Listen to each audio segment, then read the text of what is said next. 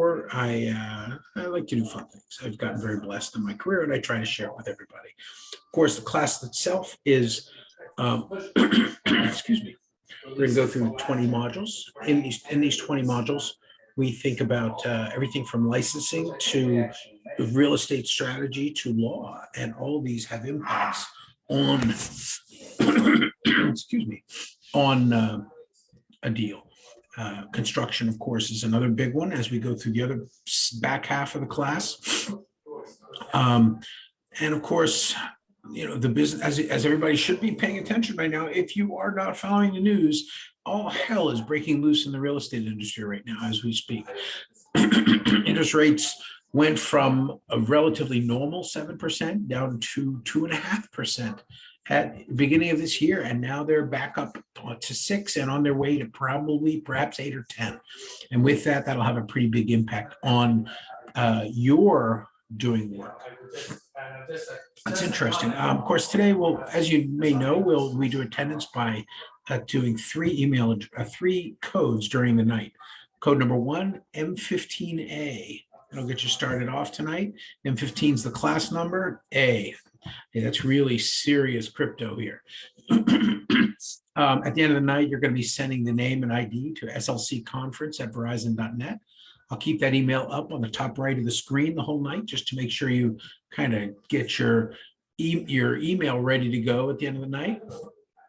Now, with the email, I also ask you, and this is very useful, I want everybody to go into the chat room of Zoom, and please put your name and your school number in the chat. Where what I want you to see something like this. I'll put mine in, Bryan Winter, S1432, whatever the number is.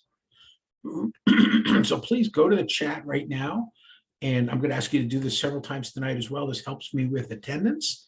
So and we're putting it in the chat, not on the Q&A. In the chat, yeah. Sean has already done it. Thank you, Anthony. You've got it. Exactly, everybody. So that helps me out to keep the attendance. I apologize for clearing my throat. I just had a really good dinner, and it's working its way through my throat. So again, code M15A is the first code for the night. Very quickly, who am I? If you haven't run into me before, you may have had some of my classes. I am an architect and a broker. I have worked in New York City as a wide range of jobs, ranging from working with investment banks to doing skyscraper design. I've did real estate management for companies like Deutsche Bank until we got hit by airplanes on 9/11. And after, with that, did hotel design around the world. I was a deputy commissioner of the building department with DOB in New York City. And this will give you, in other classes as well, you'll hear my perspective from being in the DOB, understanding how they think as a way of trying to eliminate problems with applications. I've also done some teaching. I believe I've done labor negotiations. Cement League, I was negotiating for the concrete unions or against the concrete unions. A lot of fun that was. And since I've been able to teach as well in both finance and construction here in New York, Baruch, NYIT, the Ivy Real Estate School, of course, here tonight. And I've also been a professor in China. Today, of course, as I said, a broker and an architect. Some of the things I've done very quickly around the world. And I like to do class introductions. How about you guys? Who are you? And does anybody want to take a quick 15 seconds and say, hey, this is my name, my neighborhood, and one real estate fact. If you're in the 5 boroughs, I know every square inch. I was a commissioner or deputy commissioner in 3 of the boroughs, and I spent a lot of time. So how about you guys? Anybody with an intro?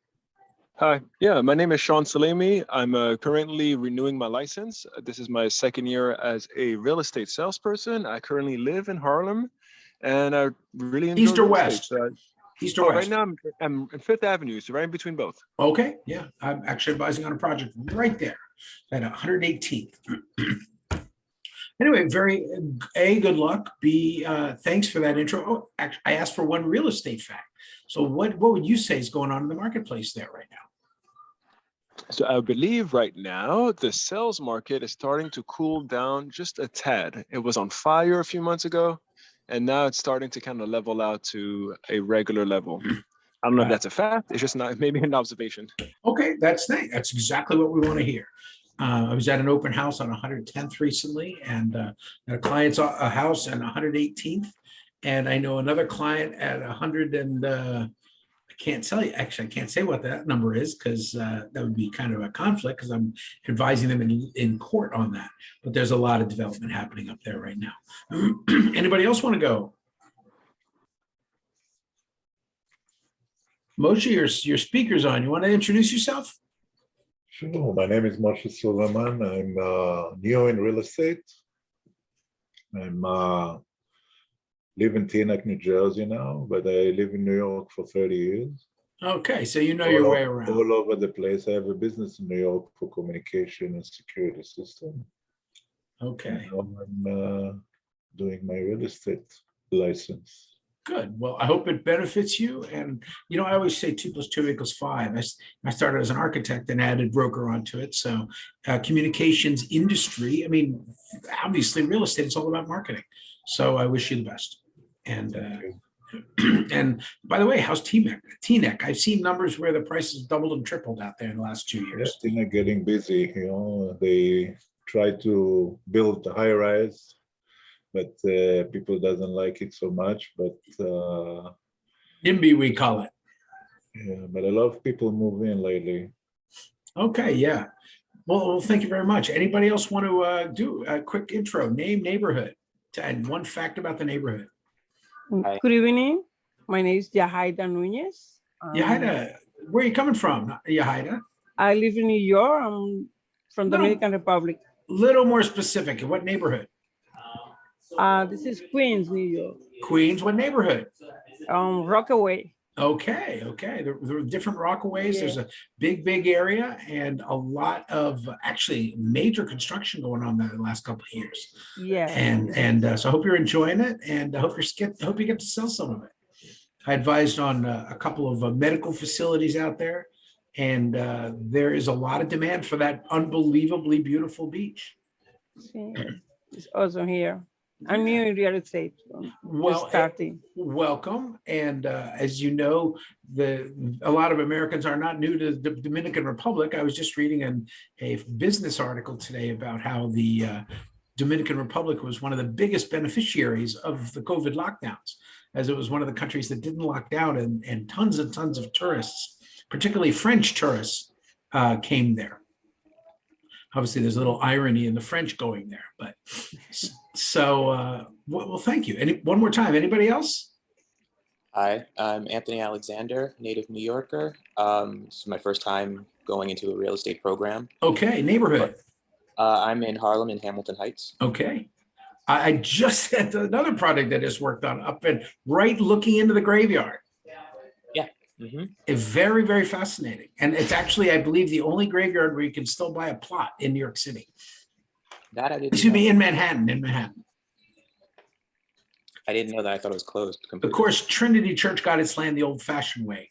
The king gave it to them. So, yeah, in the 1910s, Hamilton Heights and Washington Heights was actually going to be the new center of New York City. Morningside and Harlem, they built, the Rockefellers built the Riverside Church. The Episcopals built St. John the Divine and a number of other places up there. They were trying to set that area up on the Heights to be the new city center. And ironically, the reason why was actually disease, because the area was, in some cases, 250 feet above sea level. And they felt that it was a safer place to live. So one of my clients has a really neat club up there. We'll see how that works out. Okay, well, thanks. What's your observation on the market? I don't know that I know enough yet to know how to make an observation. I know that it was really hot as far as rentals and the last few years. I'm hearing that supply is low. 0. Yeah. Negative. And, I have my guesses about that after the last 3 years of the moratorium and everything. Well, you're also up in the largest rent-controlled, rent-stabilized district in New York City. Upper Manhattan is between 50 and 100% rent stabilized. So ironically, nobody ever moves unless they're dead. I'm not one of those lucky people. And the apartment, if they have rent stabilized, they're actually very frequently again, a new law we'll talk about very quickly tonight is one of the reasons why landlords would rather leave the apartments empty than let somebody in at restarting at the rent stabilized price. They literally would rather lose money on empty apartments, and that's one of the things affecting by some arguments. And I've heard it's really intense where you are. They're leaving tons and tons of apartments empty because of that. So things to think about. Anyway, thanks for everybody. Let's get cranking. Of course, we do quickly want to think about the chapter itself. The taxes have a pretty big impact on real estate. That's kind of an obvious statement, but it really is a statement that matters. In fact, I was advising people in Westchester 5 years ago, and the property taxes were greater than the person's mortgage. And it was quite shocking. Now, in New York City, of course, they have all sorts of taxes. One of the big challenges today, for instance, is the very large transfer taxes on larger, more expensive buildings, or what they used to call mansions. Today might be a middle-class house in Brooklyn, $3 to $5 million. The transfer taxes of anywhere between 4 to 6% has an interesting impact on the markets. I don't do politics left or right. That's not what we're here for. As a broker, you need to understand all the forces that impact, the deal. And taxes obviously can be a political factor, but we don't worry. We don't go there. But we do. Again, one of the things you'll need to do is be able to calculate and understand it. In particular, in New York City, by the way, 1 to 3 family houses have considerably lower taxes. And we'll talk about that more later. Of course, quick reminder of when we're talking about taxes in real estate, a lot of people come out and say that the real estate deductions and depreciation is a way where people can make billions of dollars and pay no taxes. Famous debate with a presidential candidate a couple of years ago, got in a lot of trouble for saying that. But in fact, it's true. And this is one of the main reasons people can actually buy buildings today and lose money on them. But from a tax adjusted basis, they'll make money. So very quickly, when we think about for commercial real estate, some of the 7 benefits, this isn't in the book, but just a quick reminder: substantial current income and cash flow. Sorry, I went too fast. Appreciation of the value. The building, unlike perhaps the next year or two, real estate goes up in value. We'll see how this plays out with the inflation and, all the other economic forces that are acting upon us today. Real estate has been a spectacular investment the last 10 years. Many would say, though, that it was a great investment because of government favor. So that's always a balance. By the way, at any time, you're more than welcome to jump on, mic on and ask a question. I usually leave you can use the video on and off. I'm not one way or the other on that. I don't have enough screen space when I'm working just on my laptop to see all the different people in the chat room. So I don't have the video feed of your faces. So again, appreciation of asset values, equity through leverage. This is insane. Okay. If you're in Wall Street, you do options and stuff, you're going to get 1, 2, 3, 5, 10 times leverage. Well, you really have real estate with very, very low down payments. That's another way of saying that you're getting a lot of leverage. And that leverage is the holy grail where it magnifies your equity. You buy a property with 10% down, it goes up 3% more than the rate of inflation. Your net is 10 times that. You're making 30% on your return. It's not coincidence that some would say over 90% of millionaires in the United States are millionaires because of real estate. Cash flow. There's been a lot of debate in commercial and investment real estate over the years. Is your property generating revenue? A lot of people bought apartments for the purpose of putting them on Airbnb. 25,000 apartments every night in New York City are on Airbnb. Some would counter and say, well, that means there's 25,000 apartments that are not available for people who want to rent them. Perhaps that's another thing to think about. Cash flow is the game. You want to rent for 4,000 or buy with a $5,000 overall cost, and generate 6,000 in revenue per month. With that, of course, real estate has been also a superior inflation hedge. This is a pretty important thing and very important right now. Everybody is starting to panic. In fact, as we've seen 10% inflation, rents are going up 10, 20, 30% in New York City. And the owners are going to probably keep them up, or perhaps the building prices will fall. And one of the main reasons for that, of course, is that, of course, they've got to pay their bills. But real estate has done a good job of staying ahead of the real estate, the inflation curve over the years. Six, again, a unique security advantage. If any of you are Bitcoiners out there, you know that in the last couple of months, billions of Bitcoin dollars have mysteriously just disappeared. Well, that's probably not going to happen with a piece of real estate. The state of New York, the city of, in this case, the state of New York, when you register your property with that county clerk, they're serving notice to everybody that you own that property, and property rights until now have been an absolute bedrock of investing in the United States, which is one of the reasons that, for instance, right now, a lot of people are, if anybody's following the Chinese collapse, the Chinese real estate market is having a really bad time right now, because in the end, the government owns all the land. And that is causing a panic that people are getting out, trying to get out of their deals. It's a lot more complex than that. I don't want to go there, but just generally, real estate is considered a solid long-term asset. And of course, as I said earlier, the tax benefits. Real estate may or may not outperform other assets. Nobody's thought about bonds for the last 5 years, but everybody's actually screaming bonds are a great deal right now. Stocks as a category, of course, cash, it's pretty dumb. If you put your money in a I saw one thing the other day, a guy dug up some containers full of $100 bills in his front yard from the 1930s. And the simple reality is that I think it was $200,000 worth of bills.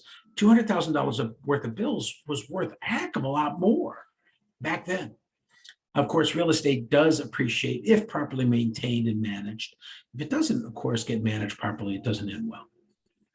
This is the chapter itself tonight. Again, the purpose of taxation, calculation of real estate taxes. We're just going through some basic math. You don't really have to calculate it these days because everything's public information.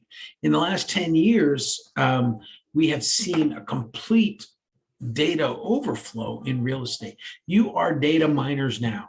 You are salespeople and brokers. You are now data miners. Your job is to sort out, make sense of the data that's out there, and find ways to make your clients benefit. They're not your clients. You are their agent. An agent is a specific legal term that we should always think about. Now, you know what the buyer wants to pay. That's the market value. But what really sometimes matters is the assessed value, which is what the government says your property is worth. The assessed value will impact your taxes because the tax rate times that assessed value is going to be what determines your property taxes per year. And don't get too cocky about who owns your land. Never forget, you may own that house, but that mortgage on it, if you don't pay the mortgage, you know where it goes. But also, if you don't pay your property taxes, you know where your house goes. Make it perfectly clear. A bank that has a mortgage on a house, if you don't pay the principal, interest, taxes, and insurance, if you don't keep the taxes and insurance up, which is, it says it in the deed, you got to do that. If you don't do that, the city may foreclose on your property just as easily as the bank might. Obviously, in the last 20 years, most of you can't imagine a time where banks would actively and aggressively kick people out if they didn't pay their bills. We are about to see that. I just read a report today that around the country, 3.8 million households are expected to be evicted in the next 60 days. Now, New York State has made a lot of exceptions to not let that happen, but many would argue that's hurting the value of properties, and we'll see how that plays out. Again, there are various taxing jurisdictions. There's 3,000 taxing jurisdictions in New York State. You don't have to know them all, but just understand that every time you look at a property, you want to understand where the taxes are going. Obviously, in the 5 boroughs of Manhattan and 5 boroughs of New York City, it's pretty easy. All 5 boroughs pay to the same New York City Department of Finance, but you may have voluntary or involuntary charges that also come with your property. For instance, a commercial person may want to put money into a bid or other things.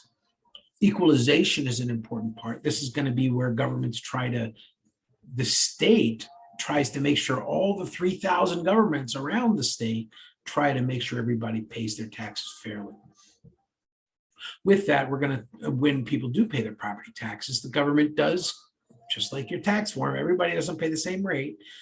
There are a number of tax exemptions. And those property tax, of course, the good news is a lot of those property taxes are deductible as well. And that makes a huge impact on the value of the property. But when every year, they're going to tell you what your assessment is, how much your property's worth. They're going to give you an assessed value. They're going to tell you the tax rate, and then you get to protest. Yes, you have the right to say, no, I don't owe that much money. Well, with that, in the protesting investments, there will be the real estate property tax cycle. You can see a chart, and we'll get to it later on page 515, that circles around and lets you understand that yearly cycle of taxation, protest, acceptance, and payment. Of course, in part of that cycle, you have the right to challenge one of those 3,000 units taxing decision on your property. If you believe that community doesn't tax you fairly, first you can go to have small claims, or first you talk to them, then you talk to the courts. And after all that doesn't work, then you just have to pay your taxes.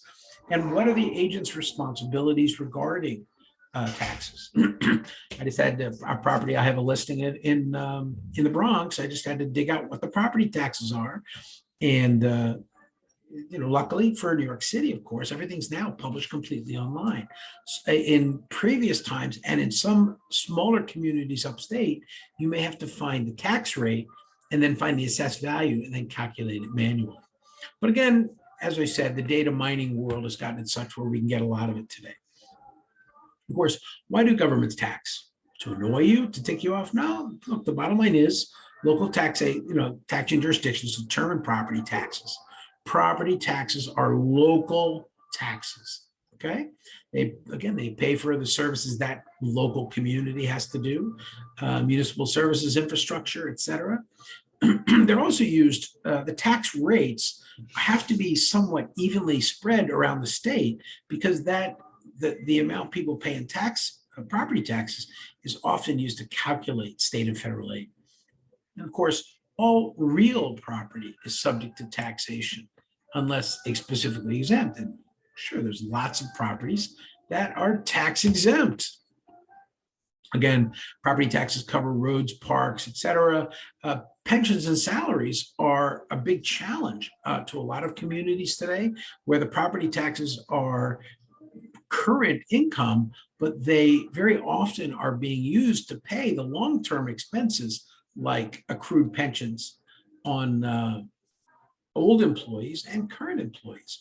And as New York City is a relatively mature community, there's quite a risk that a lot of communities will be hurt, where their pension liabilities may be greater, and that may have an impact on new buyers and on property taxes. The SALT taxes we'll talk about later, an interesting tax that almost went away but didn't. Actually, almost came back but didn't. There are many, not countries. Well, that's true. There are many countries around the world that actually have no property taxes. China, as an example, they built tons of buildings, and once it's built, once you bought it, you don't have to pay property taxes on it. Of course, the building falls down because there's nobody taking care of the roads, but that's part of the game. I mentioned that places, I had an Albanian student recently. I can say that because I'm probably going to Montenegro soon, which is the country next to Albania. Good place to launder your money. Just kidding. But there are many places in the world that don't charge property taxes. Now, as I said, there are many assessing units around a state. This is a quick example of the various tax units of just one county. This is just Nassau County. In further out, and this is very interesting because now obviously you have to understand the history of the expansion of Nassau County and its growth. Some of Nassau County is 400 years old, and some of it is post-war. So communities do vary widely. Some places have very high taxes, and many of the communities say we must have high taxes to have good schools. And for instance, Great Neck, Great Neck's a very, very wealthy neighborhood, and they pay very high taxes. And yet with that, they're borrowing even more money because they wanted to build just the most world-class schools. And I got to tell you, it paid off. If anybody knows Great Neck, this blew my mind. I was at a real estate event in Shanghai, China in 2016, and huge real estate event at the Four Seasons in Jing'an, if anybody knows where that is. Unfortunately, well, not locked down at this minute, but they could have another lockdown at any time. But in this huge event with 300 people, a bunch of New York developers were pitching a project down in Tribeca, or the West Village, where I was this weekend, called the G, which is an X-shaped building near Google's headquarters. And the developers thought they could sell tons and tons of these apartments to the people while they were in China. But it's funny, when everybody came out of that lecture in China, all I heard was two words: Great Neck. Because the only thing, all these people in China, they were going to invest in the United States, but all they cared about was buying a community with killer schools. So again, these are things why assessing units may want to charge more. There's also accusations that high assessments are a way of redlining, and that can be some problems as well. So there's some state and national incentives going on right now, where a lot of the single family only zoning of much of Nassau County may change. That's for another discussion, and we'll see how that plays out. Now, special assessment districts, these are districts where you may have a volunteer fire department is a great example.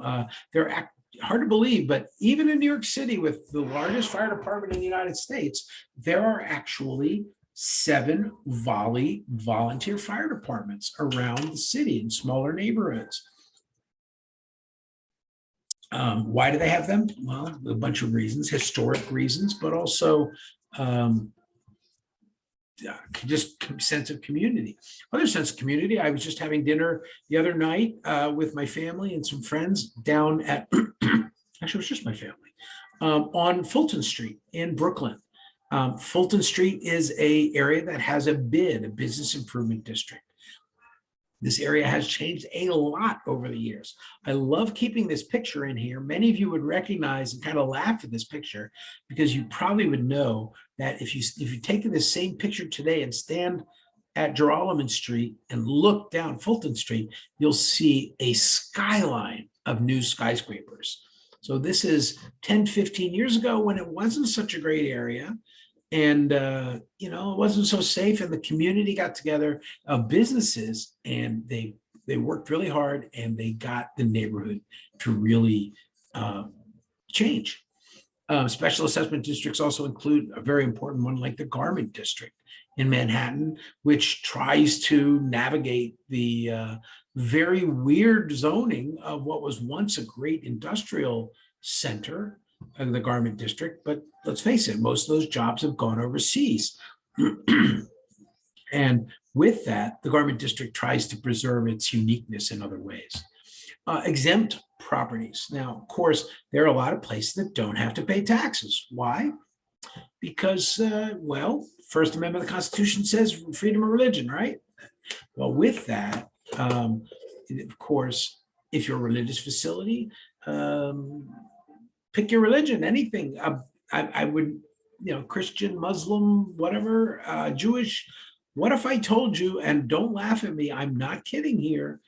I once had a group come to me of course, the Church of Satan. They didn't come to me, but I know they're out in Queens. But believe it or not, don't laugh too hard. The Church of the Flying Spaghetti Monster. Yes, I am not kidding. They are a facility and they wanted to build a building. And they almost got it done, but it didn't happen. Simple fact is they are a certified religion with the IRS, and therefore they don't have to pay taxes. The left, of course, is another type of nonprofit. I hope you all recognize that building. If you're an art person, or if you're not an art person, you recognize 89th and 5th Avenue as the Guggenheim Museum. And the Guggenheim Museum, the last design of the famous architect Frank Lloyd Wright, is, of course, even though it has billions of dollars in art, it really doesn't pay any taxes because it's a nonprofit. In fact, the New York City zoning has special privileges for buildings that allow nonprofits in their building or churches or things like that. It's called community facilities. Now, there will be also there are partially exempt properties for places that have special tax abatements.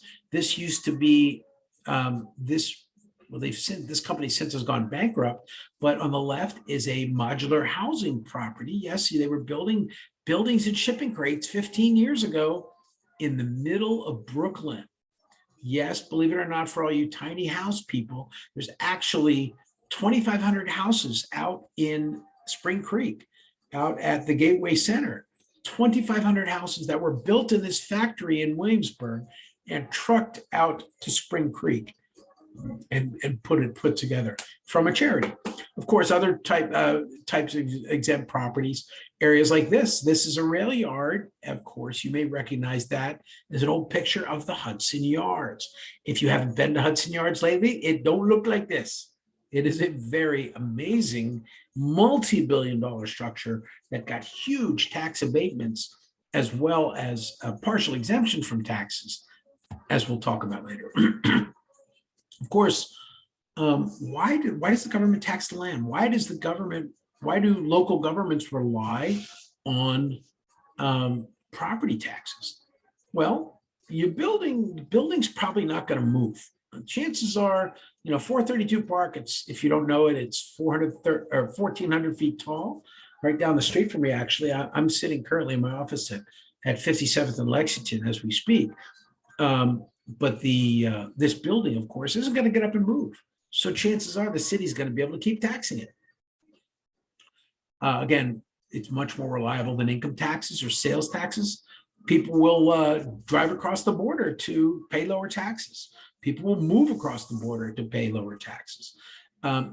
Before the dot-com era and the world of stock portfolios and digital currencies, real estate was one of the best historical relationships to actual wealth and productivity.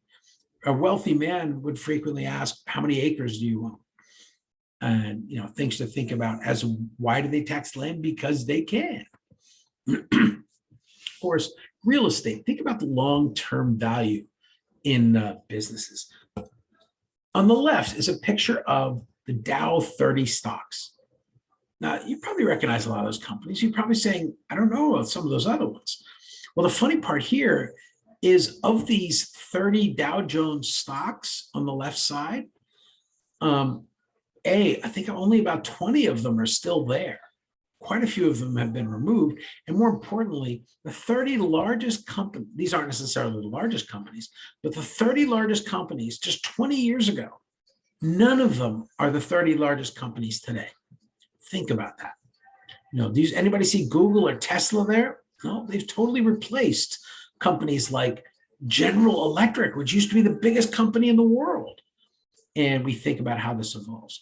On the right side, however, why do we see the skyscrapers? Because on the right, there are countless buildings of different sizes that people may own them especially commercial buildings, families will own buildings for 100 years, and that wealth will trickle down. And ironically, they don't have a choice, because if they sell it, they'll have to pay amazing taxes.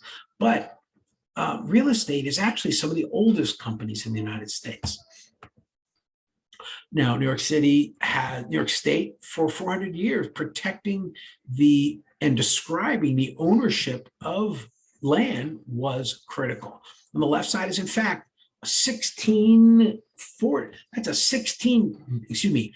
is the 1642 map of New Amsterdam. And as you can see, their goal was to identify the properties. Why? So they could tax them.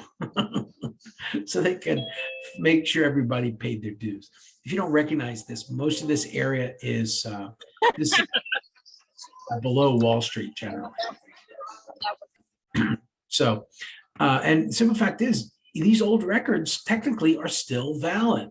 I recently, a while ago, I advised on the purchase of a property on Wall Street. A developer bought a property from the Bank of New York, and the Bank of New York had gotten the building.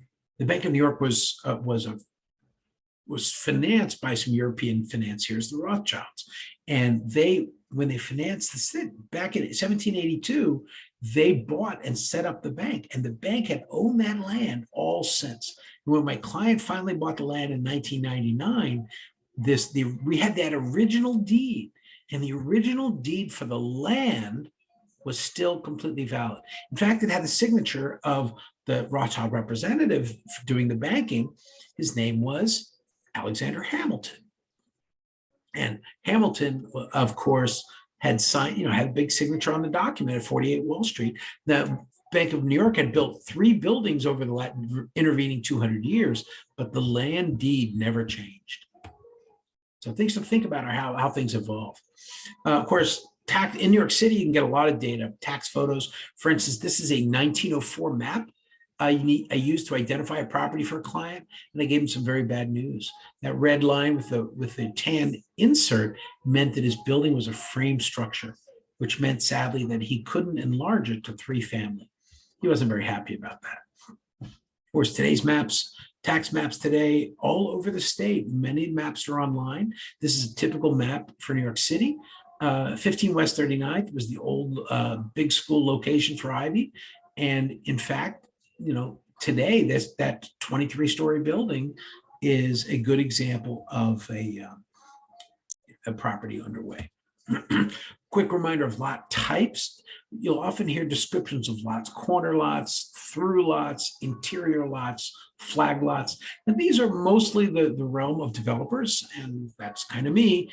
But you'll hear these terms, and it's not directly in the book, but it can have an impact on your tax. These are all part of a tax map. Now, another thing we'll look at when we think about taxes, we'll think about the sample tax maps we see in the book on page 500. These are study maps where, for instance, they're looking at what buildings are more valuable. Well, the thing that determines valuable is fronting. Well, frontage is often a way of doing a tax in communities around New York State. And for commercial buildings, remember, in real estate, you're getting a license to be both a commercial and a residential broker. And so I like to, while the book focuses mostly on the residential, I know a lot of you are going to be doing commercial just by default. So I do like to speak the language of the commercial broker as well. Okay, hi, Hannah. Hi, Bryan. Hi, I'm going to mute you, okay? Okay, it's just me and you? No, I mean, everybody's here. I'm just trying to, you got some people in the background. So, which is cool. I hope you have a nice time. So back to frontage, we think about that as a way of doing tax methods from the tax maps. This is an old tax map from the 1870s. Look how things change. Now, this is Chelsea down in Manhattan. I think it's 10th Avenue. You can see the water over here. Of course, the water is now much further out, but you can see the city had kind of a rhythm of usually about 25-foot wide lots. And that was the great genius of the 1811 tax plan. They mapped all of Manhattan. They divided it up into easily sellable lots that could be combined. For instance, they took a bunch of lots here and made a brass foundry, a bunch of lots here, and they had an ironworks. Just think about this for a second. They had an ironworks in the middle of New York City. They had a hemp bag factory in the middle of New York City. Yes, I know there's a lot of people who grow hemp in New York City, but this was actually a legal business for bags, not other things. So we think about one of the things, if once you get in development, you'll see things like this. This is called a zoning lot combination. In fact, this is a tobacco factory in the Soho. A what factory? Tobacco. Tobacco? In the Soho. I was living in a building like this. There were definitely a lot. And again, New York City had 26,000 factories in 1924. And yes, it's the history of each individual building is absolutely fascinating. It's actually, I was just going through an 1891 tax map, tax atlas of all of Manhattan a little while ago for a client, because I wanted to explain to them why their lot was so big. And it's because 100 years ago, their lot was a big oil tank. And so I told them, look, you may have some pollution problems on this site. I use history as a weapon in my brokerage and architectural practice. To me, it's very important to understand what was. And sometimes you'll bring it out. For instance, there are buildings that are often named by their old uses. I know there's a knitting factory down, well, it's a different one, but there's a lot of places that celebrate their history like that. But anyway, a tax lot or zoning lot combination, this is a more modern thing where they had stitched lots together. In this case, you may not understand what you're looking at, but all these other buildings are between 5 and 10 stories, and they combine what's called the air rights over their buildings. And they made this building at First Avenue and 58th Street. They made this one 80 stories tall. So this is a very fascinating study on how buildings can really use the tax lots to, instead of being 10 stories tall, they're 80 stories tall. Now, property taxes are interesting. Governments don't tend to get much smaller during recessions or depressions. So when things go down, you think your property taxes are going to go down much. No, property taxes usually just keep on climbing. And this is a great study from 10 years ago, the last downturn, where I believe the yellow line is, as you can see, the taxes collected, the property taxes, they kept going up, even though the properties of the green line is the properties themselves going way down in value, but still had to pay your taxes. More things to think about, of course. Again, in that last recession, we saw a lot of dip in property taxes collected. Is the income affecting the taxes? Well, there's about 1,000 metrics you could use here, but the property taxes are not affected. I mean, what you hit on a good point. Does the building, if it's a commercial building, does the commercial building's income affect the taxes? That's an absolutely critical factor that we'll talk about in a little while when we talk about certiorari, because in fact, there is 100 million square feet of empty office space in New York City right now. I'm looking out the window and at literally just from what I can see from my office, I can literally see 20 or 30 million square feet of empty office space. Are those building owners going to have lower taxes next year? Probably not. And that is going to have a very big impact. In fact, a foreclosure wave is expected if government, further government bailouts don't continue, both in the residential and the commercial markets. Again, I'm not going into the political side of that, but that's a great question for the empty office buildings right now. We've seen a fundamental restructuring in the last 2 years of the New York City economy. And many would argue that, hey, I can't find any tenants. I should have lower property taxes. Well, with higher interest rates very low interest rates up until just a couple months ago, many people felt, oh, everything's okay because of low interest rates, we can refinance. However, what we're now finding is as interest rates go up, resales values are going down precipitously in commercial and probably possibly residential as well. And that will have an impact on taxes collected. Now, if governments aren't probably going to reduce very much the tax they collect, but again, any individual building can protest. I think New York City this year, property values went up like 10% just this year, even though half the buildings were empty. Again, it varies widely. But as we see, property taxes are there because they've got to pay the government workers to stay home and, work from home and et cetera. And so that's one of that balances. The property taxes, have a real challenge. Upstate, in fact, the biggest problem is the property taxes are getting so high because the governments have such expenses, they can't get enough people to pay for it, which actually makes more and more people move out of the cities. And that's crippling upstate areas like Buffalo, where the property tax is being very high because very simply there isn't much business. Syracuse is another great sad example of that. Now, in New York City, when you're buying taxes, we'll talk about transfer taxes as well later. When you're selling a property, I don't want to be cliche or anything, but a $3 million property is a small brownstone in Brooklyn. And a $10 million property is a medium-sized brownstone in Manhattan. $25 million, that's a nice place on the Upper West Side or the Upper East Side. 100 million, yeah, there's that too. Think about the city's collection when property sales happen. The city and state collect 6% on a property deal. So transfer taxes are a big point that are used to help generally see. The sales taxes are generated by the assessment itself, but they're also generated by these transfers. But transfers, of course, are one-offs, but they're big one-offs that governments rely on.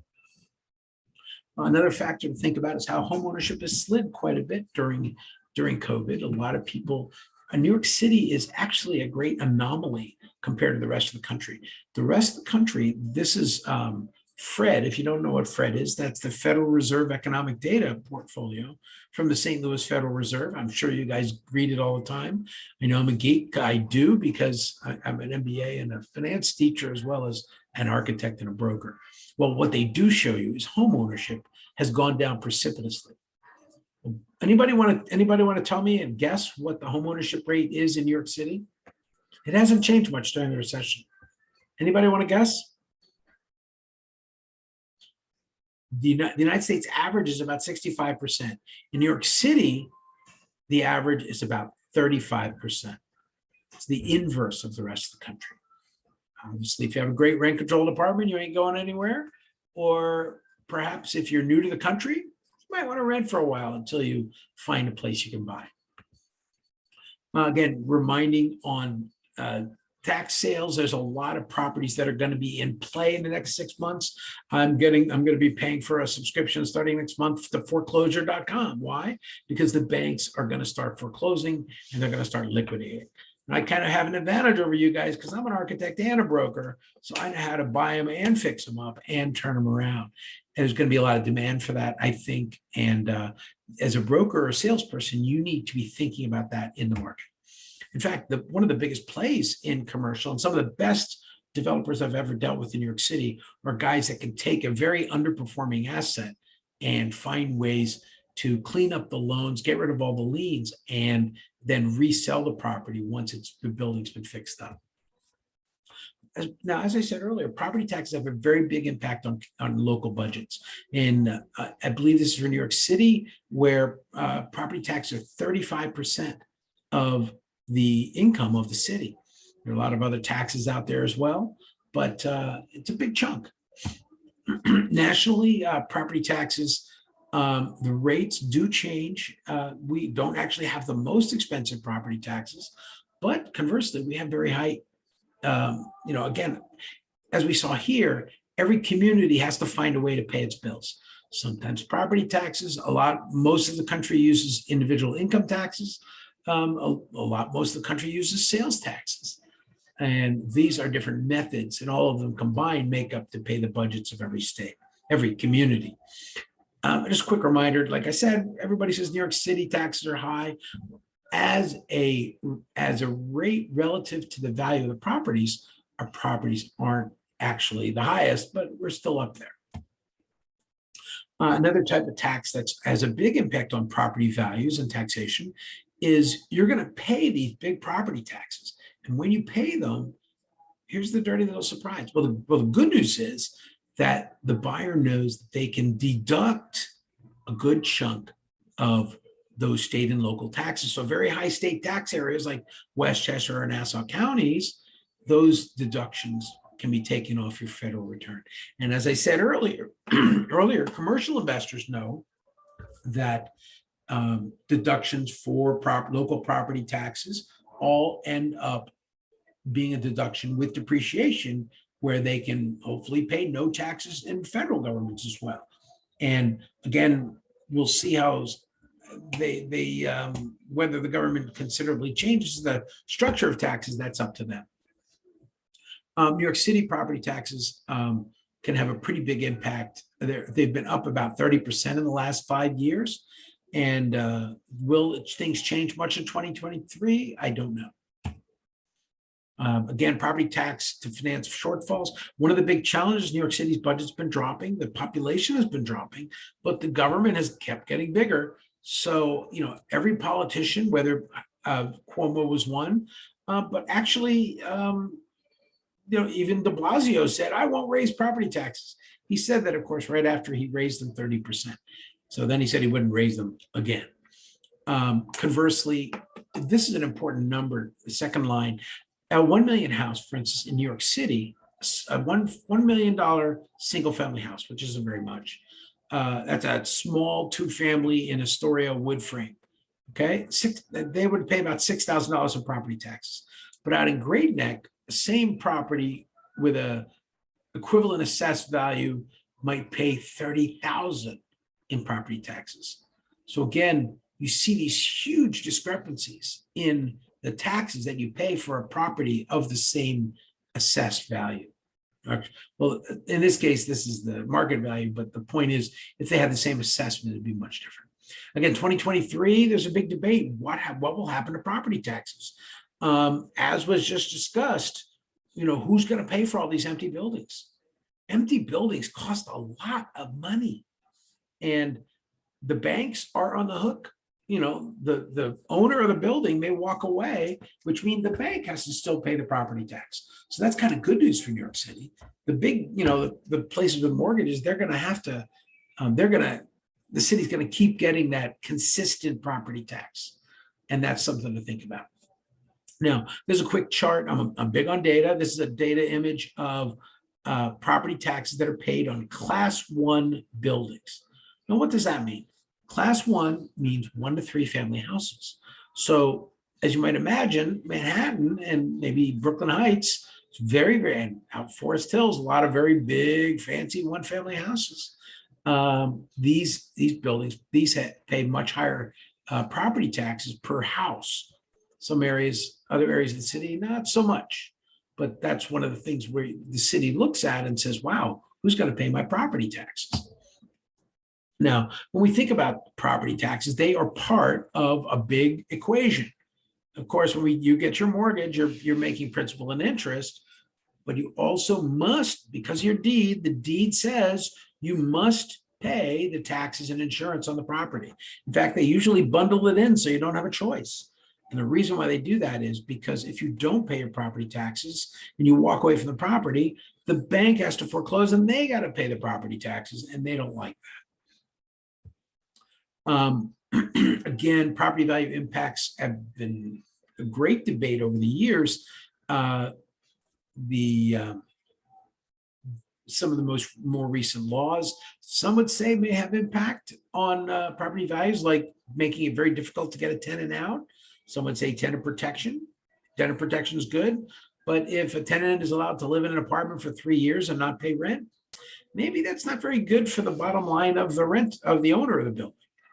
Again, rent control statewide was recently essentially passed. And I am being, again, some of my investors have said, look, Bryan, find me properties, just not in New York City. And, that's a challenge. Luckily, I've done work all over the world, so that works for me. Again, with the property values, some of the tenants have been able to live for free, big challenge for landlords. We'll go through the other stuff later. Now, very quickly, please write the name of this law down. It probably isn't going to be on your test, but if it is, it's a very big deal. Housing Stability and Tenant Protection Act, okay? This is a law passed in 2019 that changed everything in terms of giving a lot of tenant protections against bad landlords to tenants, but perhaps in the interim, it has made tenants have, perhaps an imbalance. Again, that law changed a number of other major property laws, the New York Real Property Law that your license is coming from, the Real Property Actions and Proceedings Law, that's the law that determines how the transaction itself happens, and then the broad law, the New York General Obligations Law, which is some of the omnibus laws for the whole state. Now, very quickly, this statewide Housing Security and Tenant Protection Act. I'm just going to go through these points quickly, but I want you to understand this is the first thing your broker is going to sit you down with. Okay, why? Because this has a massive impact on if you're doing rentals, particularly. To make sure you get good rentals, but also because you can't charge very much to get a good tenant. Again, strengthen tenant protections is the goal. Quick goals. Written notice before increasing the rent. That's civilized. Landlord, this is very important. If somebody, let's say, signs a 1-year lease and leaves after 3 months, then a landlord traditionally might leave the apartment empty and force the people to pay the other 9 months on their lease. Today, it is the landlord has to do, in good faith, try to re-rent a unit if the tenant leaves early. That is an interesting challenge. The landlords used to keep blacklists. These are now illegal. What that was if you didn't pay, the guy in Brooklyn, you didn't pay his rent, didn't pay rent for a year and skipped out on him, he's going to tell all the other landlords in the city that you were a deadbeat. And when you moved to Queens, the Queens landlords used to check the list. Those lists are now illegal. In many ways, they were protection for the landlords, but they're illegal.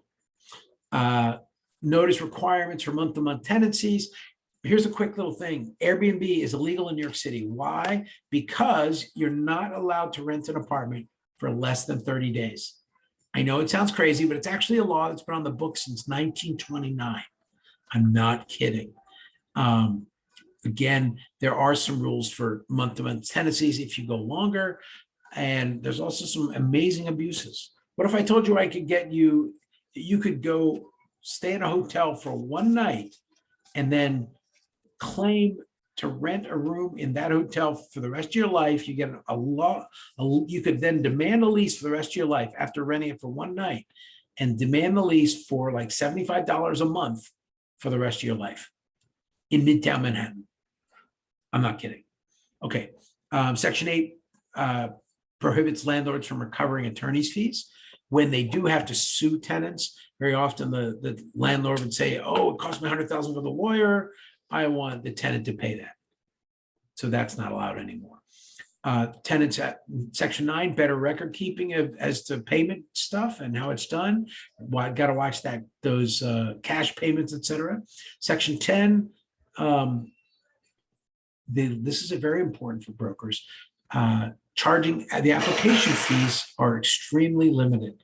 Buildings might charge in the past $500 application fees. And honestly, that's not unfair because a broker would have to spend hours getting the paperwork in order, documenting it, but now they can only charge a maximum of $50 or 5% of the rent. Specific rent, what is rent? You got to demand if you want to do eviction. All these things were common law, but they really codified it in this. The tenant answer, some procedures for eviction of tenants if they don't pay the rent. Basically lets people stay for a couple of years. It takes a long time to get through housing court. And this is an impact on real estate today. Section 19, again, 14 days notice to if they're going to do an eviction. Very interestingly, it also says you got to evict, you got to give notice to the tenants. This happened a lot in the 2008 crisis, where the owners lost the properties and the tenants were evicted with no notice because the owner didn't tell them that he was being foreclosed upon. Anyway, the rest of this mumbo jumbo, lots of legal rules. Just understand that they've made it very difficult. They want to protect the rights of tenants.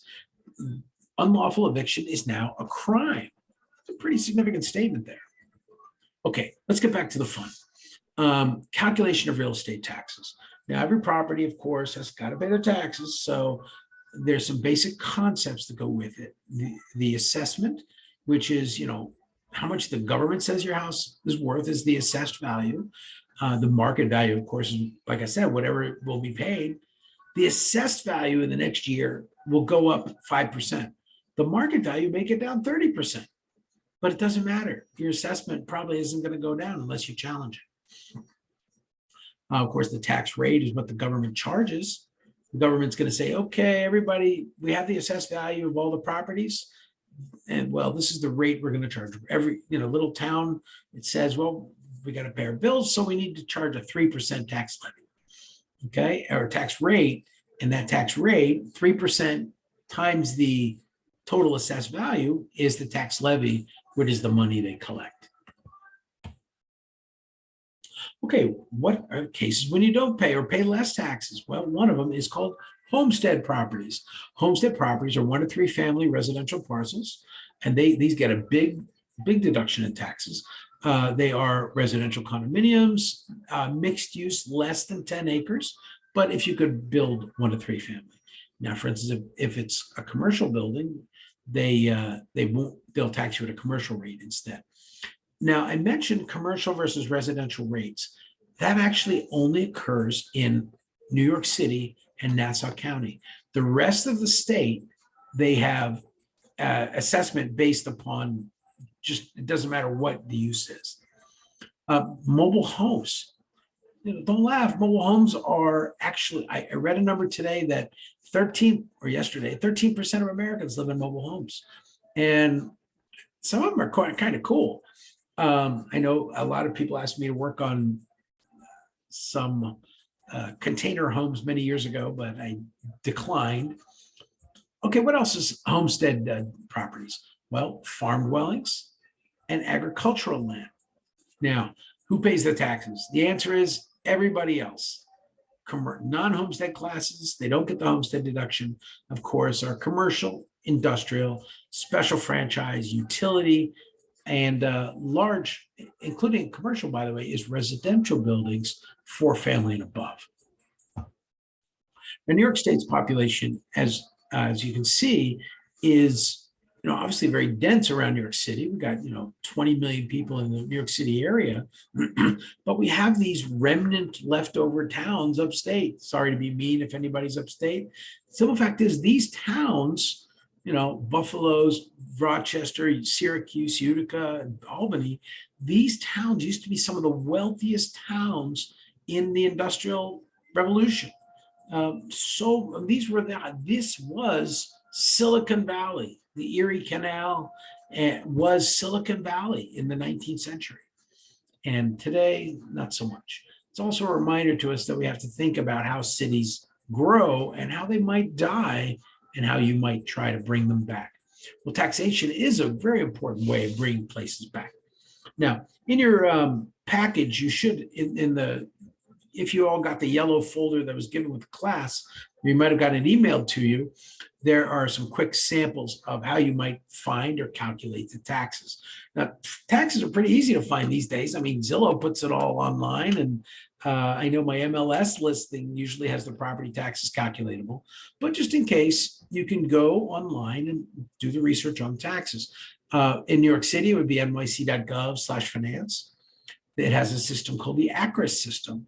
and you could, or just go straight to the property taxes and you can look up the property taxes that you pay. In fact, you can look up the property taxes that your neighbors pay. This actually can be quite important when you're doing a protest, and being able to see what every different person pays is important. Again, this is actually some screenshots from the older site. They've updated a little since, and you're going to go to the finance site, go to the property site, and then in it, you will be looking at, you can literally look at the bills of you or your neighbors over time. And as you can see each year, let's pick 2016. In 2016, the property, they had in January, the basic market value history and tentative roll. So it was worth 20,000 or 200,000 last year. It's worth, tentatively, we're saying it's worth 210,000 this year. Okay, then they send out the notice of property value, and then they send you the quarterly bill. Of course, they're dividing it up into 4 parts. And then by May, you've had your chance to protest it. So there's your market history and then their final assessment roll. And at that point, they say, this is by May, they figure out this is what you got to pay.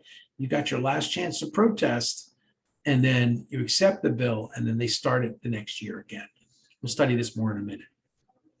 Now, in every community, every property has identifiers, not just the address. The address doesn't work very often. The street names change, but what doesn't change, for instance, in New York City, well, it actually does, but that's another story. But it's a very hard record that they have what's called blocks and lots. So for instance, Manhattan has about 4,000 blocks. Queens has something like 15,000 blocks. And each of those blocks is lots, and those lots are subdivided. Now with them, you can see this has been assigned a tax class 4, which is a large commercial building, right? So again, this building, oh, I'm sorry, I know this building very well. This was actually a building I sold a couple of years ago to Extel. In this building was, up until recently, it was a hospital, but it was still effectively a commercial building. And you can see that they were being, you look online, you can see their tax payments. They were dropping. They had an assessed value of $2 million, and they were paying about $200,000 a year, a quarter, I think, in taxes. So again, in New York City, you could also do things like looking up, and this is really important. Everybody should learn how to do this as a broker. You can actually go online, and since 1983, they have been scanning in all of the properties in New York City. And as you can see here, the different deeds as the properties were bought and sold and mortgaged and unmortgaged, and mortgage was paid off, and et cetera. Or tenants came in, all of these different agreements were put in place. They're all recorded with the county clerk's office. The county clerk's office puts it all online, and that online record can tell you a lot about who owns it. This is where you can actually find the deed, find the mortgage, find the leases, which can be quite important for your estoppel letters. Again, there's a lot of data out there. As I said, you can use for residential, obviously Zillow, Street Easy. There's tons of different products out there for full properties, as well as, of course, individual apartments. Now with that, one of the professional level properties is programs is a company called CoStar. These are very expensive. This can be at least $1,000, as much as $3,000 to $5,000 a month to use this service. But if you're doing commercial brokerage, this is a necessary thing. And this is an example where they aggregate all the data on the property. And look at that. They even got the tax figured out. They've got the assessments all calculated. And they, this type of data, of course, like this is of course Zillow for commercial. And there's lots of other packages, 6 square foot and others that go out and do this today. But the element here is that I want you to understand that when you're trying to find the taxes paid, for instance, he's $850 a square foot just in property taxes, and there's your assessment. Of course, smaller towns also can afford to put it online because real estate taxes are actually quite remarkable in that it's one of the easiest taxes for governments to collect because people really just go and log on and pay their taxes. Whereas, for instance, collecting $1 million in sales taxes, unless you're on Fifth Avenue, that's gonna, take thousands and thousands of transactions. In real estate, you might collect $1 million in taxes just on one property. As one very important piece of data you really want to get used to looking at, this is a couple of years old for this chart. This was a summary of the overall property values. It is now, Manhattan alone is now over $1 trillion as of 2022, I believe. But the key thing here is all of the data is online. In fact, for New York City, one better. You can actually download the spreadsheets. And most communities are doing that these days because they want to be fair. They put all the data in spreadsheets you can download. Really quick, here's our second code for the night. How's everybody doing? Okay, I'm going to leave this code up. Actually, I'm going to move my laptop into my office and we're going to take about a 10-minute break. So everybody stretch out for a few minutes and then we'll start cranking through the rest of the stuff. So 10-minute break. Everybody okay? Yeah. Should Okay. we put the code in chat? No, but the key thing is in chat, you want your name and your school ID. Okay. In theory, the person who wasn't here earlier would see the code, but I'm not that crazy. I'm not worried about my NSA or my other friends. Don't worry too much about encryption. So, but yeah, just please put it in chat and please put your name and your school number in chat. And at the end of the night, you're going to send an email to slcconference@verizon.net with all 3 of the codes. Okay. Okay, so 10-minute break, everybody.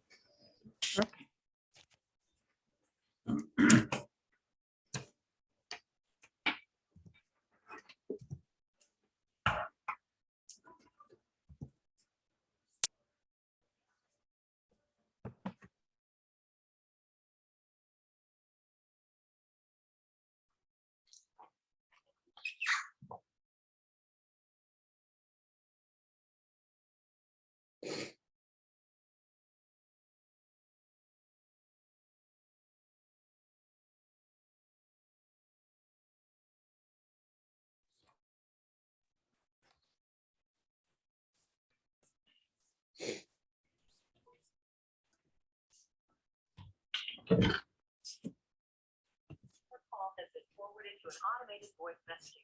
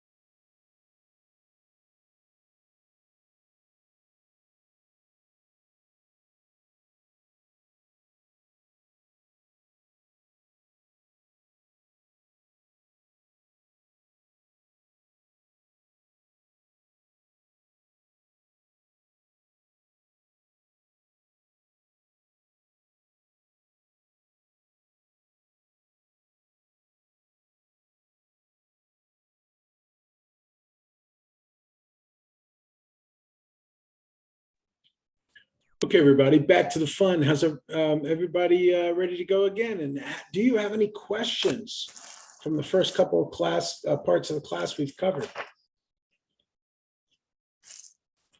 Anybody have any open questions so far? Okay, let me just get this set up and we will crank to round 2. Luckily, again, it's a 3-hour class tonight, not a 4-hour one, so we'll go a little faster.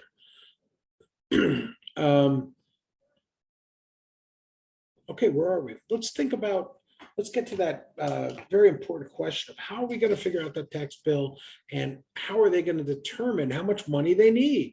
Well, the calculation is pretty simple.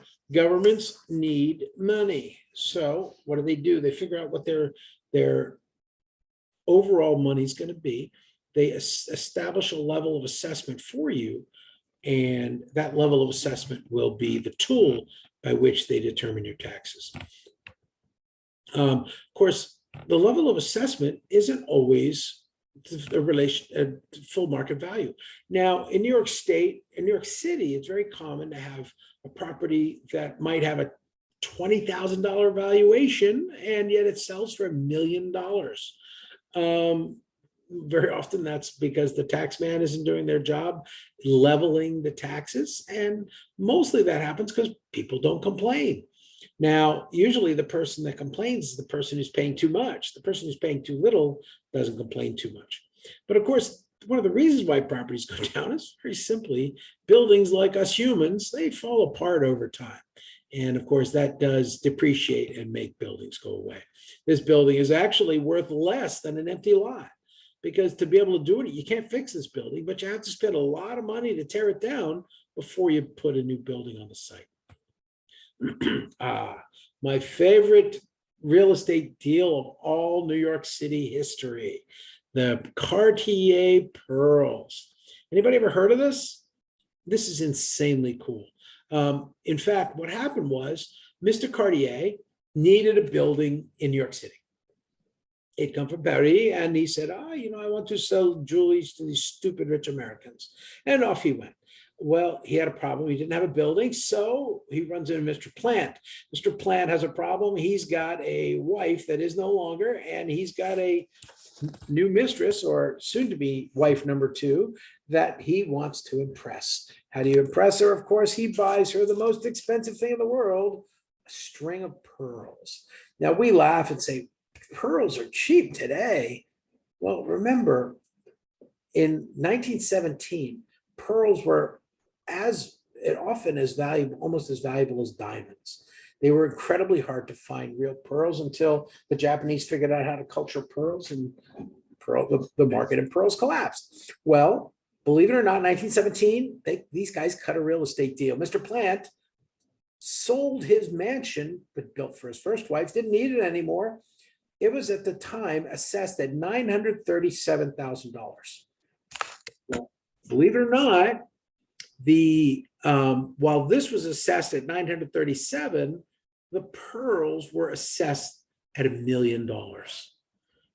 Long story short, fast forward 100 years, the pearls are now worth about, they were sold about 10 years ago for $350,000, and of course the building is now worth well over $100 million. Food for thought. So again, market value. What is going to go up and down over time? The Cartier mansion, the Plant mansion, definitely became pretty valuable as the years went on. Valuation of sources. Now, who determines property value? The assessor is creating the assessment. That's what the government thinks your property's worth. He's a government employee usually, or a government contractor, and he or she's going out to figure out what your property's worth. Then there's the appraiser, and the appraiser has nothing to do with the value of the property. The appraiser is helping determine the market value of the property. Why the market value? Because the appraiser is trying to tell the bank that it's safe to lend the money to the buyer of the property. And that's different. Appraiser helps to set market value. Assessor helps to set assessed government value. Now, from that, assessments have been kind of tricky. And in fact, New York State over the years has worked really hard to try to standardize property values. Good news is, or actually, New York City and Nassau County actually, as I said earlier, are excluded from uniform valuation. They can actually tax different types of properties at different rates. As I said, New York City, for instance, has 4 different rates. Again, class 1 to 3 family residential. That's the majority of buildings, but not the majority of value of buildings. Class 2 is residential apartments and condos. Class 3, utility companies, and class 4 is everything else. And it's often mixed buildings where that are condos and condominium and co-ops, when they have retail and commercial parts on the ground floors, sometimes they get lumped into class 4. Now, as you can see here, commercial properties pay much more as a percentage than they put in for their size. And as you can see by this older chart, the 1 to 3 family homes pay a very, very low effective tax rate, whereas larger buildings pay much higher rents. This is one of the big complaints today, is that the rental buildings have to pay incredible amounts of taxes. And those huge taxes on large and small rental buildings is one of the reasons, perhaps, why rents are high here. Oops, hold on. Now, valuation of buildings, assessment as well as appraisal, can often be measured in vertical terms. This is an example of a good diagram a broker made years ago of a building called City Spire on the west side. And their argument was that the property goes up in value about 3% per floor. Quite interesting. Now, tax assessment. What if you get your tax bill and you say, this is crazy, it's not fair, I shouldn't have to pay this much? Well, the assessor, they're trying to be fair. They are going around and they have detailed tools today to evaluate what a property's worth. In fact, appraisers have gotten so automated that a guy can, believe it or not, JP Morgan Chase has people sit in India and pays them like $4 per appraisal, and they do appraisals from a computer terminal in India based upon Google Street View and other programs like that. Now, assessments do something similar. Again, in the last 20, 30 years, technology has gotten a lot more powerful, and real estate, because real estate is one of the largest asset classes in the world. Many would argue that the Chinese real estate market is the single largest asset class in the history of the world. Interesting thing to think about. But as I said, with these asset classes, what do they do to make it fair? Sorry, my screen keeps clicking ahead. Well, again, the assessors have a job. Zillow does a pretty good job of evening prices out. So why can't your assessor? Again, the assessments may or may not be updated for fairness. Good example here in this picture. Would you be, if you were living in this red house on the left, would you be upset if you're paying the same property taxes as this big house on the right? You know, again, I think this is at Malba in Queens. The point is that clearly those are two very different taxes. And one of the key things maybe I skipped over earlier is the concept of ad valorem. The buildings are taxed according to value. Okay. The idea is that if your house is worth $1 million and his is worth 5 million, he should pay about 5 times the amount of taxes. So over time, you want to, the goal of the system is to have a very transparent system, so everybody can see who's paying what, and are they equitably paying their property taxes. There's been a lot of corruption in the past. One federal lawsuit, I believe, was the city of New Rochelle, where a lot of people that had owned houses since the 1930s on the water, they had these big, beautiful waterfront mansions, and they were paying lower taxes than people in the brand new apartment buildings that were being built by the train. And the logic was they simply hadn't been reassessed for 50 or 60 years. So interesting challenge. I think the feds eventually got involved. People started saying it was a racial issue. So the feds actually made the city do a total revaluation of all properties in the city to try to balance out and make things fair. Now, as I said, with fairness, it's pretty darn tough. Real estate, there's lots of things that determine the value of properties. Okay. And with that, New York State spends a lot of time trying to figure out the overall ratio, the market versus assessed ratio for communities. There are places in upstate New York, guys, that the assessed values are actually higher than the market value because the property values are dropping so fast. Places like Syracuse, New York, where it used to be 20 years ago, was a very wealthy place. A town, you could buy a house for 200,000 there 20 years ago. Today, that house is only worth maybe 20,000. So 200,000 to 20,000, but your assessment didn't really go down because the city still needs its taxes. Again, residential assessment ratios, there are goals. The goal is fairness, but sometimes there's just not enough data. So the residential assessment ratio, every community in the state has to submit the data. But if communities are too small, like they've got less than 5 sales, then that's statistically irrelevant because you don't have enough information to determine whether it's fair. There are upstate counties where you might have 2 or 3, guys, it's hard for you to imagine, but there are counties in the state that have, 500-600 people in the county. I think I'm a little exaggerating there, but there's some really, really small places. There are towns that are on the New York State Thruway. If you get off of the exit ramp, the town doesn't exist anymore. Again, sometimes the residential assessment ratios, the data is used by the state to identify the communities that are fair and try to push them to be more fair. But let us never forget our good old buddy, Mark Twain. There are lies, there's damn lies, and there's statistics. Sometimes the statistics may look like things are fair, but maybe they're not. And that is why you always have the right to protest your tax assessment. Now, as I said, New York State doesn't collect property taxes, but New York State lets those 3,000 towns, it gives them permission to charge you taxes. So the ORPTS, the Office of Real Property Tax Services, their job is to make sure all those towns are fair. And with that, and of course, they do some tax stuff for transfer taxes, et cetera. But their goal over the years, this is a chart from 1980 to 2020, I think.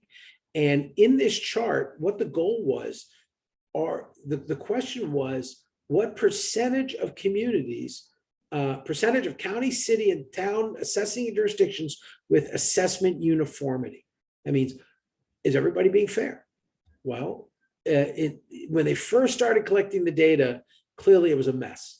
It looked like it was so unfair, it appeared, that only 10 to 15% of communities were having uniform assessments. Well, you can see they got mad, they started fixing it. You can see computers started kicking in and they started getting much better data. And now you could say to yourself, I've got this good data. We can see everybody gets fair taxes. We're much closer. They got up to about 80%, really, really trying to be fair. Couldn't get quite to 100, but they tried 3,000 communities in the state to make sure they were fair in their assessments. Now, why would you care? The answer is property taxes vary extremely widely for a number of different reasons. Now, sorry about that. This is a great dot plot of prices and the property taxes. You buy a house for $1 million, say right there, okay, which is kind of basically boring. And of course, that just buys you a medium-sized condo today. $1 million, you might pay anywhere from $5,000 to $35,000 in property taxes. Now, of course, in condos, the property tax is a function of rolling up all the different taxes that go into the building and then other associated fees. But as you can see, there's a lot of noise in the data. It should be a straight line, right? As your property goes up in price, the tax should go up exactly in price. Simple fact is, yeah. Does it, so you showed, You lost your speaker. oh, sorry, you showed recent condo purchases. Does that also, does co-op fall in that category? Well, co-ops are different. It's just, again, I'm only reading it. It says condos. So co-ops are Okay. different for a number of reasons, because as you know, condos are individual tax entities. Whereas a co-op, there is only one tax entity, which is the overall building. Got it. So I think that's probably your answer. Got it. But again, other things, when we determine an individual condo or an individual building or house, the government is trying to figure out how to assess you. Well, what makes an assessment go up over time? You might add on to the property. Building permits are, in fact, a very important way of gauging cost. Now, you want to, a lot of people want to do work without telling the taxman, so your tax doesn't go up. But on the other hand, if you do the work, you actually get a tax deduction. So there's kind of a yin and yang there. Of course, if you do the work and you get caught, I'm advising a client tonight, you get caught, then you have to pay some fines as well as higher taxes. Again, over time, if the house grows up in value, the government wants to fairly track. In some communities, you have to look the tax man in to look around to see if you finished that basement. When I was a kid, my mother was desperately afraid of finishing out the basement because if she didn't want to pay the higher taxes. They had a small house, it wasn't a big deal. Again, permits are there for condos and co-ops. Large co-op boards will often have to approve plans first. Why? Because even if only one co-op makes an improvement, that's an improvement to the entire building. So therefore, they want to make sure that if you modify your apartment, that you're going to pay a higher percentage of the condo fees in doing so. So again, it all rolls up. One of the funny things when you, as a broker, you'll find out, especially whether you're doing staging or events or anything, one of the most powerful men in any building is, or woman, is the elevator operator or the person who has control of the elevator. So I mentioned elevator operators because in large commercial buildings and in some very, very fancy residential buildings, they'll still have an operator. I was in a building in Park Avenue the other day where a number of Trumps live and a number of other, apparently a Clinton was living there at one point as well. So they were both sides of the political spectrum. Although actually Trump was a Democrat just until he became president, but that's another story. The point is that the elevator can be one of the most important things. And of course, why do they want to make sure permits are in place? Because if you're the condo owner and your renovation messes up the building, they want to sue you for it. Again, fire or blackout can come from condos. That's one of the things. Now, of course, undeclared improvements are one of the things that they're looking for. The tax man in their assessment every year, they're trying to see, did you add a deck illegally and of course without permit, so it fell, or did you add a pool? That's another big thing. I was just reading a thing yesterday where in a business magazine, the French government has had started using drones to find swimming pools that they could tax. So they, charge people $2,000 or $3,000 in taxes for adding that swimming pool. And they're, flying over the properties to do so. Actually, Americans have been doing that for about 15 years. So definitely out there. Unpermitted work, of course, can mean big fines. And if you're in a co-op, for instance, the whole co-op gets fined. Work may need to be dug up and checked if they're not permitted, and that can cause everybody a lot of grief. And sometimes there might be back taxes or fees. Now, old versus new construction is also a big factor in trying to calculate the tax value of a building. An old building often will have an unchanged tax basis. A lot of people want, if a 100-year-old house, let's say in Borough Park, Brooklyn, Borough Park has a special zoning that allows people to tear down their houses and rebuild it almost completely, but still call it an alteration. You want to look it up, it's 2316 in the zoning resolution. The point is, by saying the house is we're just adding on to a house instead of building a new one, your tax basis stays very low. Same thing with buildings. You can see here this is an old building downtown in next to Google on 9th Avenue. And as you can see, the old structure, and they put another building on top of it. it almost, again, this is less common today. It's kind of tough to do this because of the newer building codes, but it was very, very common in the last 100 years to add a couple stories onto a building. And this was considered an alteration. So much, much lower tax basis change. So for instance, if you took this building had an assessment of 100,000, and with the addition, it might have an assessment of 300,000. But if you tore it all the way down and put a brand new building up, your assessment might be 3 million. Pretty interesting. Again, decks, pools, accessory garages, abatements, all these things can have an impact.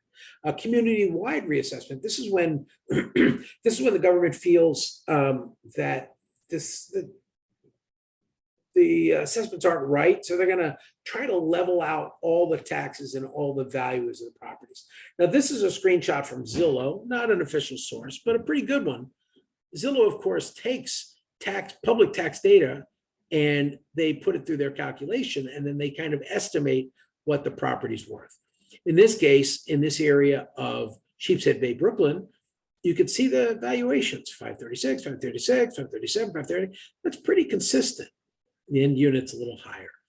And that shows this area is, this area is pretty in good shape. But what if the numbers were all over the place? What if almost 400, 800, 600, 200? Well, that's when the community may choose to, or a court might order a community-wide reassessment. Again, ORPTS, that state agency, when you don't have equity in your assessments, they will order it to make sure you get fair taxes. Of course, one of the best opportunities of the government to determine what a property's worth is when it sells, because that's a wonderful snapshot of what the market value is. Because really, the assessed value is out there forever, but if the assessed value is 200,000 and suddenly the property sells 1 year, it sells for 2 million, the next million, 2 years later, it sells for 10 million, maybe the assessment needs to be changed. So again, between permits and other things, or changing the structure, you can trigger a tax reassessment. And of course, there can be illegal assessments as well. The illegal assessments are when perhaps the government, again, the assessor can change an assessment. But what happens if the assessor is doing something corrupt? They're caught with corruption. You can see this group of guys in Brooklyn, they were getting a perp walk because they were messing with the real estate or construction industry a little bit. Sadly, I used to be deputy commissioner for Brooklyn, and this happened about 6 years after I left. And some of the people in this perp walk were employees of mine that I trusted with my life. And yet later on, even they took bribes and corruption. If government people are corrupt, then you get a chance to get reassessment. Very quick slide. This is more for a commercial class, but again, there are lots of different programs that'll have a tax impact on properties, ozones, 421As, all these things will affect the tax on a property. 421A, for instance, this is just expired. Hold on. But the 421A program is about essentially when you build a building, you get a big tax abatement by allowing condominiums in the unit or nearby compensated units so that you don't have to pay as much taxes. You said that expired though? What's that? But you said that it expired? Yes, it expired on June 15th, and developers are dying to see a new one. All the buildings that have it now will keep it, of course, but right now, no new ones can have it. But it expired in 2006, it expired in 2014, it expired in 2022. And right now, because of the uncertain tax status of the city may not have money to do this. So there a lot of developers rushed really fast this year to get their building, get a little bit of the foundations in so they could qualify for this 421A exemption. But if you start a building today, you're not going to have this exemption, and you better hope like heck that the city or the state reactivates this tax exemption. Okay. What's that? Sorry. So basically, because of this, we can kind of guess that new developments won't be happening until there's a change to this. Well, there'll be no lotteries in development, so there won't be. The lottery apartments, 421A is one part of it. The inclusionary program that generates the lottery apartments. Look, the bottom line is everybody I know is asking this. If you weren't here in 2008, let me tell you what happened. I'm going to be real simple. I was deputy commissioner in Brooklyn, okay? And Lehman Brothers died. And then about 3 weeks later, it was like the first week of October in 2018. And guys, literally hundreds, I had 500 stalled sites in New York City in a matter of 2 weeks. Williamsburg alone, we had 260 stalled sites just in Williamsburg, Brooklyn. Everybody stopped building. And that's more of a financial crisis. A little more, hopefully we're not going to have that again, but it's a reminder to us that yes, when tax laws change, when interest rates change, you can see fundamental changes in business. I actually walked through Williamsburg, Brooklyn yesterday, specifically, I went to go see a client, and I made a point of, taking the long way around, looking at the incredible growth of that community in the last 20 years. And remembered also some of the buildings that I saw that had literally been stalled for 10 years and sitting there rotting. And again, that's a reminder of how tax factors can have a very big impact on real estate development. If you're not following the Chinese crisis right now, one of the problems is people have paid for their buildings, but the banks have simply run out of money, or the developers have run out of money and they can't build the buildings. And if you paid for it and they tell you you're not going to get it, even if the government's nasty and wants to kill you, you're still going to protest. There's an old saying that, everybody behaves until they have nothing left to lose. And that's actually what's happening there. It pretty much happened here quite a bit, but the government intervened in 2009 and 2010 and bailed out a lot of developers. So a lot of things did get built. A lot of people are betting now that they can go ahead and start building, thinking that real estate may go up and interest rates may come down and things will be okay. This is another important thing. Everybody see this building right here on the center? That is called 157 West 57th. This is one of the best examples of a building that takes forever. I started designing this building in 1999 for Gary Barnett. Okay. In 99, I've got a newspaper clipping from the New York Post, architects designing new building for a young developer. If anybody knows who Gary Barnett is, he's a great man, but he's not young anymore. Of course, it wasn't until we were working on it in 1999. He did not get a TCO and open the doors until 2014. 15 years to get the building built. In fairness, it was one of the first super talls in 57th Street. Took a long time. It had a lot of politics issues. It literally went beyond an entire market cycle. So as a lot of our brokers on Wall Street are talking, we're going to have a 2-year recession.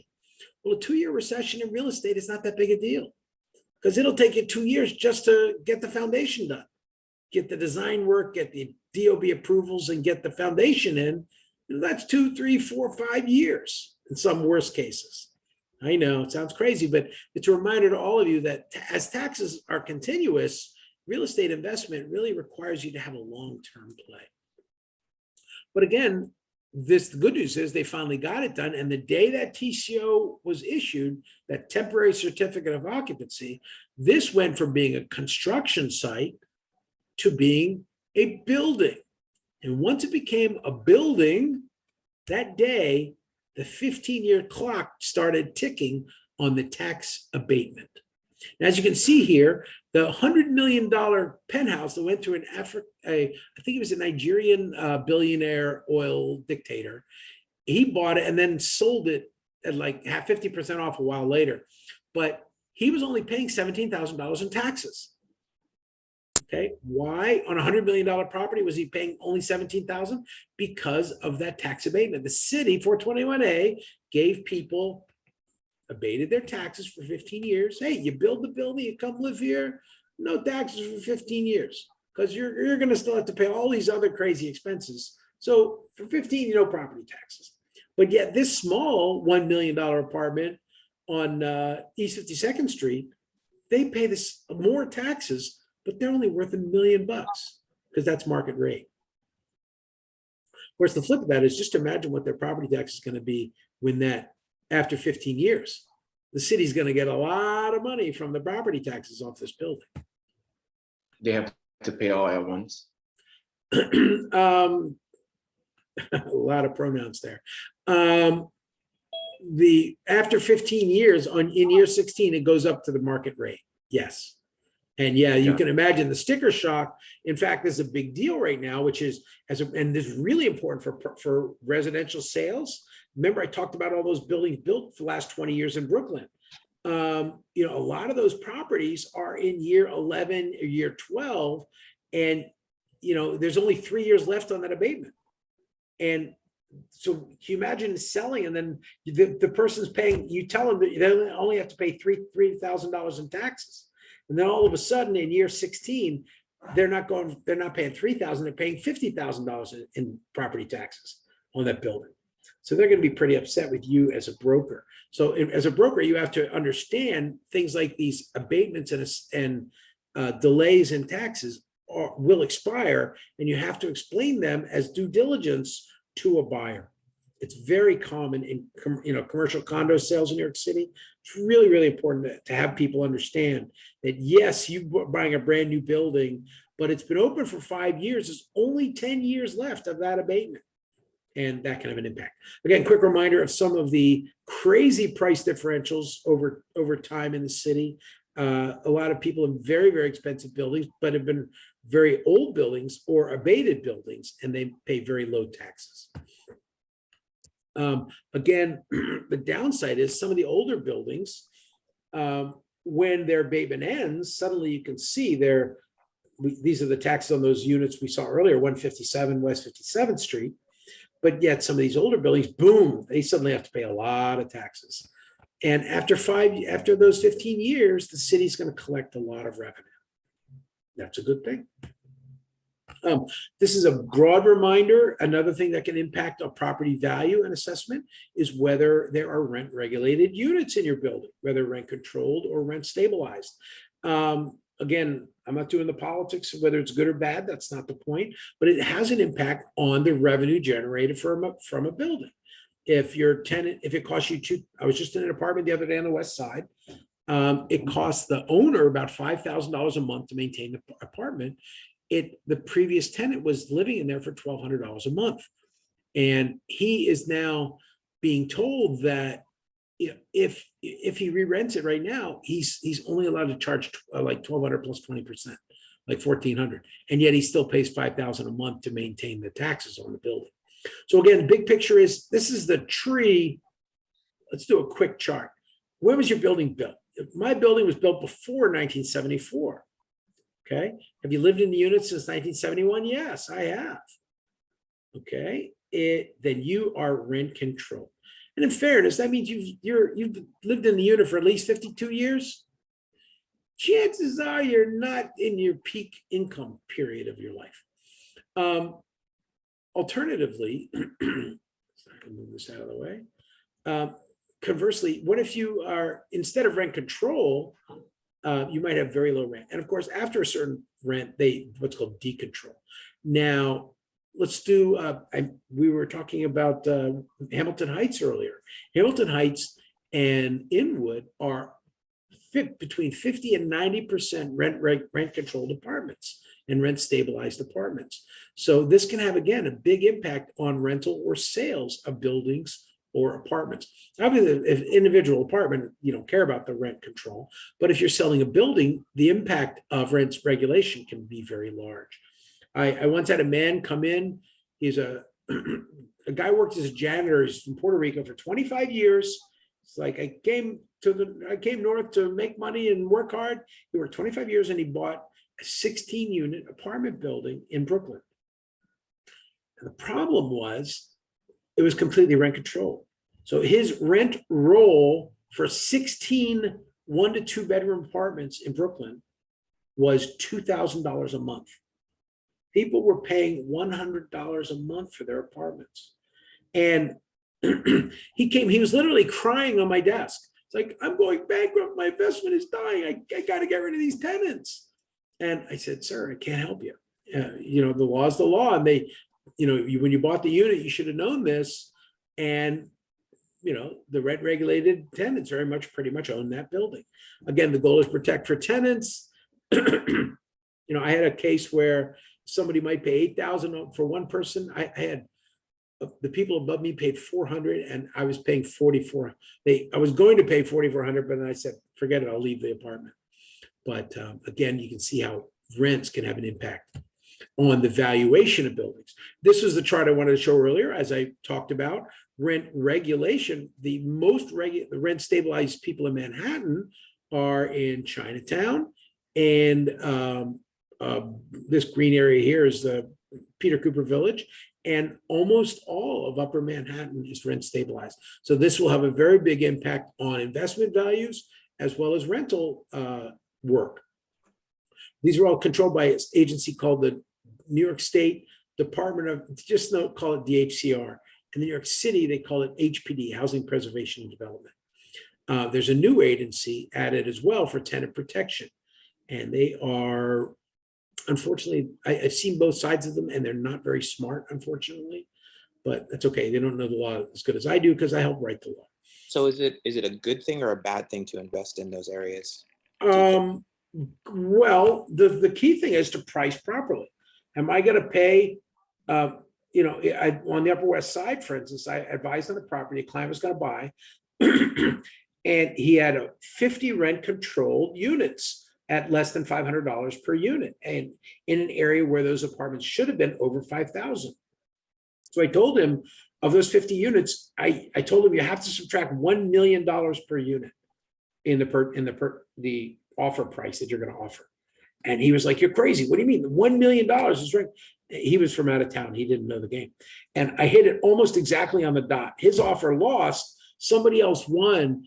And in fact, I was off by only, I told him 115 million, it went for $116 million because the rent regulated apartments took off about $1 million from the sell value of the building. But again, if you're a tenant, you'd love to have this. In fact, there used to be, it sounds dumb, there used to be ads in, oh my goodness, what was it? The Village Voice used to be a newspaper where you get all the classified ads for real estate 20, 30 years ago before Craigslist. And old guys would actually offer, pay me $50,000, come live with me for a year. And when I die, you'll get my rent controlled apartment.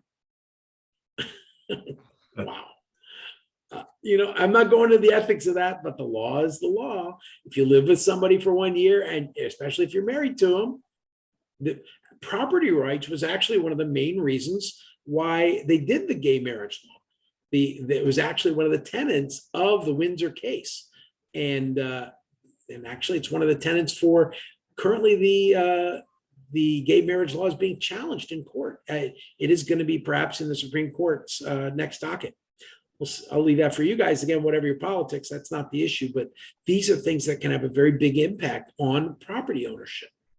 Who can assume a lease after a passing away? Family member. What's that? Family member. Well, if anything happened to me, I'd want to know my lease would go to my wife, right? There's a lot of different family types in this world, so I'll leave that for other people. I know there are a lot of religious groups in New York City that don't bother getting married because if you get married, you don't get all of the benefits. A single mother gets tons of benefits. So a lot of people say, I'm not married. And that's another strategy out there. Again, rent stabilization is a big issue. J51 is another type of tax program. Again, this is if governments or if buildings borrow money to fix the properties, they can't raise the rents. I'm going to go through this quickly. Again, HPD oversees this, and the goal is to give buildings incentive to repair, but then recently the courts came back and said, hey, you were given that money 20 years ago to fix up the building. So that means everybody's allowed to continue having rent stabilization in all those 20 years. As I said, a lot of this data is these various tax things are available online. New York City has a ton of data on these types of programs. And you can use them as your tool. 1031 is another thing you'll hear about. I'll talk about the tax strategy. This is an exchange process rather than a tax. It's actually a tax avoidance process so that you don't pay taxes when you sell the property. You're just doing a in-kind transfer. EB5, that's another one. That was an assembly thing, less common today. There are partial tax things like IBZs, industrial business zones, where if your company is set up in an area that's industrial, the government, I mean, the city government actually wants to keep manufacturing jobs. I was advising yesterday on a project in Brooklyn, or in Queens, where a guy has an auto shop on the ground floor. And he could build an 8-story building above. And the architect called me saying, look, I want to build a building, but I have to keep the auto shop. And I basically went through with her. I said, let's be serious. Is it a luxury building if there's an auto repair shop on the ground floor? Again, things to think about. IBZ, the balance between jobs and tax abatements is something the city spends a lot of time and money on. Most of you probably won't see it, but if you're in commercial real estate, you'll come across the industrial, tax abatements they'll give to keep industry. It doesn't sound like much, but guys, a simple place like, a factory, I'm just thinking of a stone factory on Morgan Avenue in Brooklyn. It's not in the most exciting part of town, but guess what? It's like 70 or 80 jobs. And it helps the construction industry work. So these are types of jobs the city has to keep. I used to negotiate with the concrete industry, and the concrete manufacturers, concrete plants are not the most beautiful things in the world, but they're really, really important to the city to build buildings. You can't bring concrete from 3 hours away and expect it to be put in a skyscraper. So this balance between taxes is always an important one. Areas that might have higher taxes, they might get cleaned up and, get turned into factories, or for instance, if you're in Greenpoint, a lot of the old factories have been converted to movie studios, believe it or not. I've advised on a lot of movie studios in the last couple of years. Again, the city uses what's called IBZs, that's industrial business zones. There's also a thing called opportunity zones. Another way you don't pay any capital gains on a property, another type of tax. I'm going to go very quickly. The transfer of development rights, this is another way of transferring wealth between buildings. This is often referred to as air rights. We'll talk about this more in the M10 class. And as we were talking with the lotteries, we think about incentive zoning. The city has had a great dilemma over the years on how to create affordable housing. Somehow they feel the need that the government should create affordable housing rather than the marketplace. And with that, the government gives tax abatements and building incentives to developers to build affordable housing. So for instance, a building might include 20% of its units as affordable housing, but the developer might get good financing and a big floor area bonus. So you can see how that makes everybody, it's a win-win. The city gets some housing, and by giving their currency, which is air rights, to the developer, the developer gets to make more money by a taller building. There was at a point a bit of a problem where there was going to be a rich and a poor door, where the people with affordable housing or inclusionary housing units would have to come in one door, and the rich people will go through the other door. That is now illegal. In fact, so much so that the affordable housing is not just on one side of the building. It's actually intentionally interspersed all through the building. So you don't know whether your neighbor paid $5 million for the apartment or whether your neighbor is paying $500 a month for the apartment. Good or bad, it's just the equation that the city uses. Of course, when we think about taxes, we always think about trying to squeeze every square inch out of a building. How about a rooftop pool? Now, I also talked about taxes and the impact on upstate New York. Upstate New York has gotten decimated, okay? Syracuse, you can see right here, based upon assessment values, the Zillow estimate was $65,000, but the house is for sale for only $17,000. That's because it's actually assessed more than anybody would want to buy it for. Now, there's a lot of reasons for this: the loss of jobs, neighborhood. A lot of people came in that didn't exactly want to follow the law, and it got pretty dangerous, and so the community died. Alternatively, as I said, a lot of communities have died in New York State, where in many cases, the assessed value versus the tax values is really quite large. Where in New York City, it's about 10%. These neighborhoods are pretty seriously overassessed compared to their value. Okay, back to the fun of tax rates. We've kind of talked about this, but this tax levy. New York City needs about $100 billion a year in taxes. Why? Because they want to fund all the programs that they have and that the voters have voted for. You are a voter, you own a building, or at least you invest in a town. And if you buy in the town, you have to accept the laws of the town.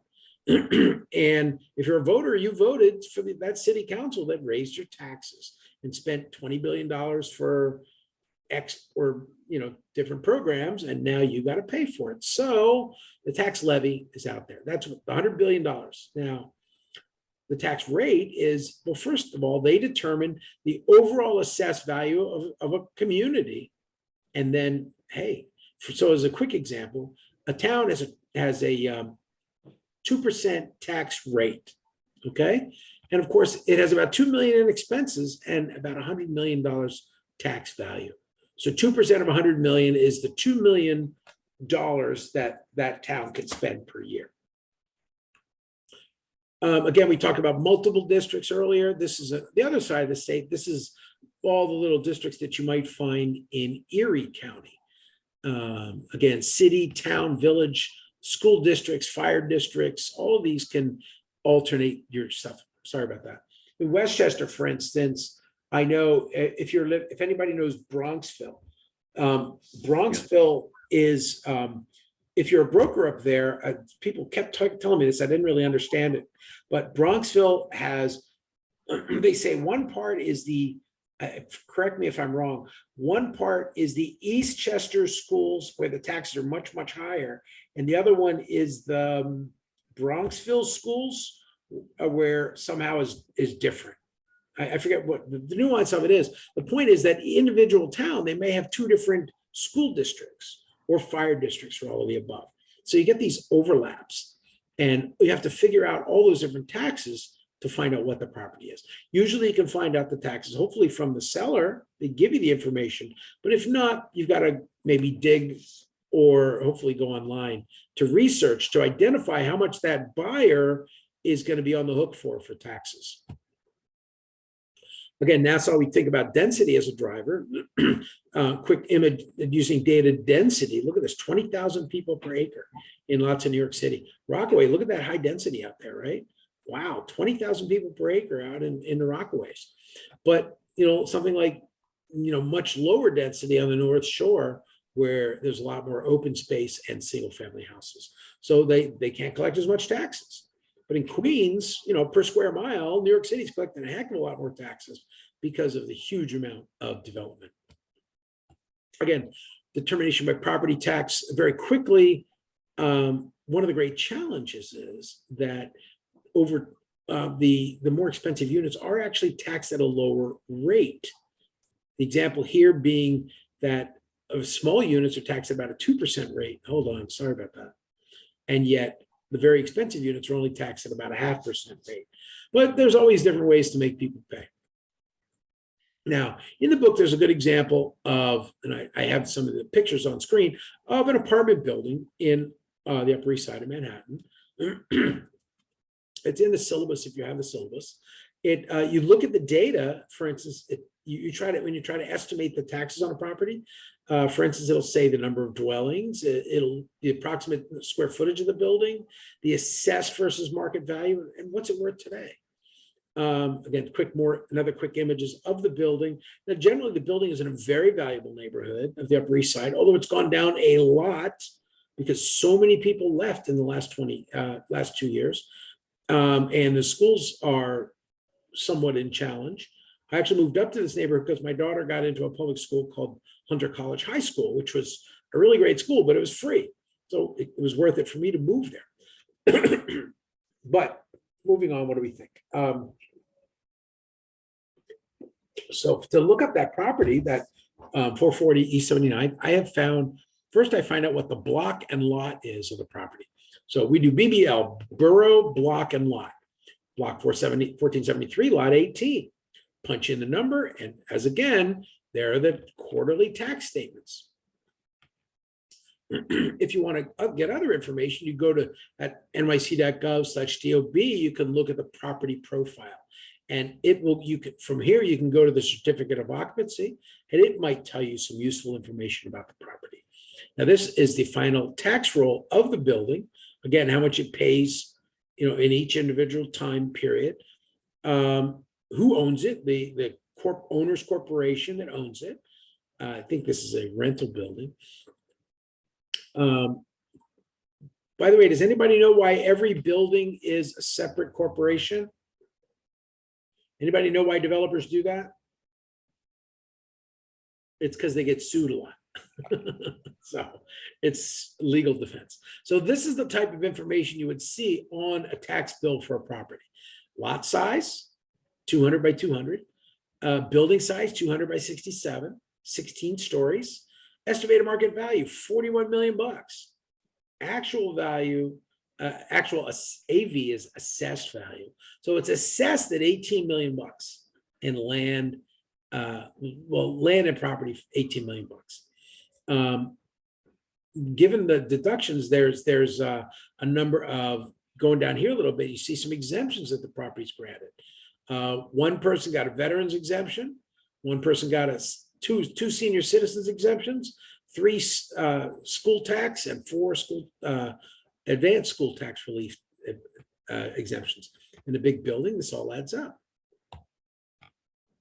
And with that, that company is handed, the owner of the building is handed the bill. And that is, yes, you see that right, $491,000, or excuse me, $493,000 per quarter. That's how much. So this building pays almost $2 million a year in taxes, just one building. And if you think just the tax of that, 132 units, $2 million a year, they're paying, what's my math on that? $6,000 a year just in taxes on the property, on each unit. Anyway, a little reminder, as we talked about taxing jurisdictions, New York City slowly carved itself up by developers over the decades. This is a funny little image. This is actually an image of, Bayside, Queens. And when it was, if you look carefully, you can see the little lines where they are actually setting up lots to be sold. And that was the way things were done back in 1910, where this image was done. You can see the renderer wanted to show the East River and the New York City not so skyline off in the distance. But that, things like this were the way properties were sold. Oh, how do I unzoom? Oh, there we go. Okay, so again, back to special assessments we talked about. Just as bids might create a special assessment, another special assessment might be for maintaining a building. There might be community assessments like adding the BQX train. Yeah, this never happened. Or more importantly and more expensively for building owners, every 10 years, buildings have to have their facades renovated. Or over the last 10 years, a lot of buildings have had to have their boilers replaced, lobby refurbishments, et cetera. These are capital improvements that have to be done to buildings. In co-ops or condos, they will have a reserve fund to try to pay for all these. And you are, as an owner or a shareholder in a co-op, you are paying into your reserve fund. And that way, hopefully you won't get a big surprise one year when the city says, oh, you got bricks falling off the building, you got to install $1 million scaffold system. And suddenly each unit has to pay $50,000 up front. These are the reasons for reserve funds, to try to prevent things like that. So knowledge of reserve funds, whether a building has a good reserve fund, can actually be quite important. This is an interesting image of how the assessments really dropped massively. The assessments, actually, the taxes and assessments didn't drop very much in the last downturn, but the property values dropped a lot. And I think that's a pretty scary chart. Statewide, this is a chart of assessed taxes based upon how much tax you're paying per $1,000 in assessed value. Now, as you can see, New York City doesn't have the highest percentage of assessed value. It's actually some areas upstate have, in this part of Western New York, which really is not very valuable, but there are a lot of property taxes and stuff that have to be paid. But it's not that they're spending more out here, it's that the properties are worth so much less. And as taxes go up, it actually makes property values go down. Of course, New York City's rather high property taxes. We know what's going on there. Now, as we saw on that tax bill, there are some exemptions that buildings get and occupiers get in a property. The tax exemptions are calculated every year in the tax cycle, and some of them include the STAR tax, the school tax relief, enhanced STAR for people making less money, senior citizens homeowners exemptions, and disabled homeowners exemptions. STAR exemptions you get a pretty good tax break if you're making less than between $75,000 and $200,000. Enhanced STAR is actually, again, you have to apply every year. And if you're over 35, you're going to pay a lot less property taxes. So again, what they give it, they take it away. You get the full market rate, and there's lots of exemptions that you have to file for every year to deduct your taxes. By the way, this picture I use, not because they're in New York. This couple's actually in England. But the beautiful thing about this picture is this couple, they took pictures in front of their house for about 60 years. And they're young and spry and have kids, and they get older and older. And every year, the same picture. And then sadly, at the end of course, one of them is missing. But it's a very beautiful picture set. But it's a reminder that, one of the things we think about in taxes is how, as a state, we can be respectful to the elderly and the people that don't have everything going for them anymore. The elderly, of course, the senior citizens exemption, for homes. One of the goals there was actually to make sure we didn't lose everybody. I mean, the joke used to be that, hey, you're 65. Why don't you live in Florida yet? Ironically, Florida taxes are way up now. But allowing the state to give exemptions for some of these older folks lets them pay less property taxes, but also lets them stay in the state. Again, disability, same thing. 50% discount. Also, if you're over 65, if you have very low income, the local and school district exemptions can really save an owner a lot. And again, usually, one of the big things is, they pay low taxes, but that's because they're handicapped, the seller. Well, so that's a reminder, the new person may not get that deduction. So keep that in mind. A lot of that's determined by what's called the Americans with Disabilities Act. And unfortunately, believe it or not, everybody's disabled these days. Everything from diabetic to bipolar to wheelchair to pet peacock. A lot of people are using the Americans with Disabilities Act. I'm not saying it's good or bad, because if I did, I could lose my license as an architect and a broker, believe it or not. But the reality is a lot of people can qualify for disability. And that is also an impact on local jurisdictions. Another important one is veterans. Veterans have property tax exemption. There used to be an exemption. They didn't get an exemption. You only got an exemption if you were in a wartime or combat. And ironically, a lot of people, including a lot of my friends, fought in some really bad, violent, nasty fights during the Cold War. So New York State actually reaches out to try to give people who fought in non-war wars, like my friend fought in Bosnia, and it was pretty tough. He ended up killing himself.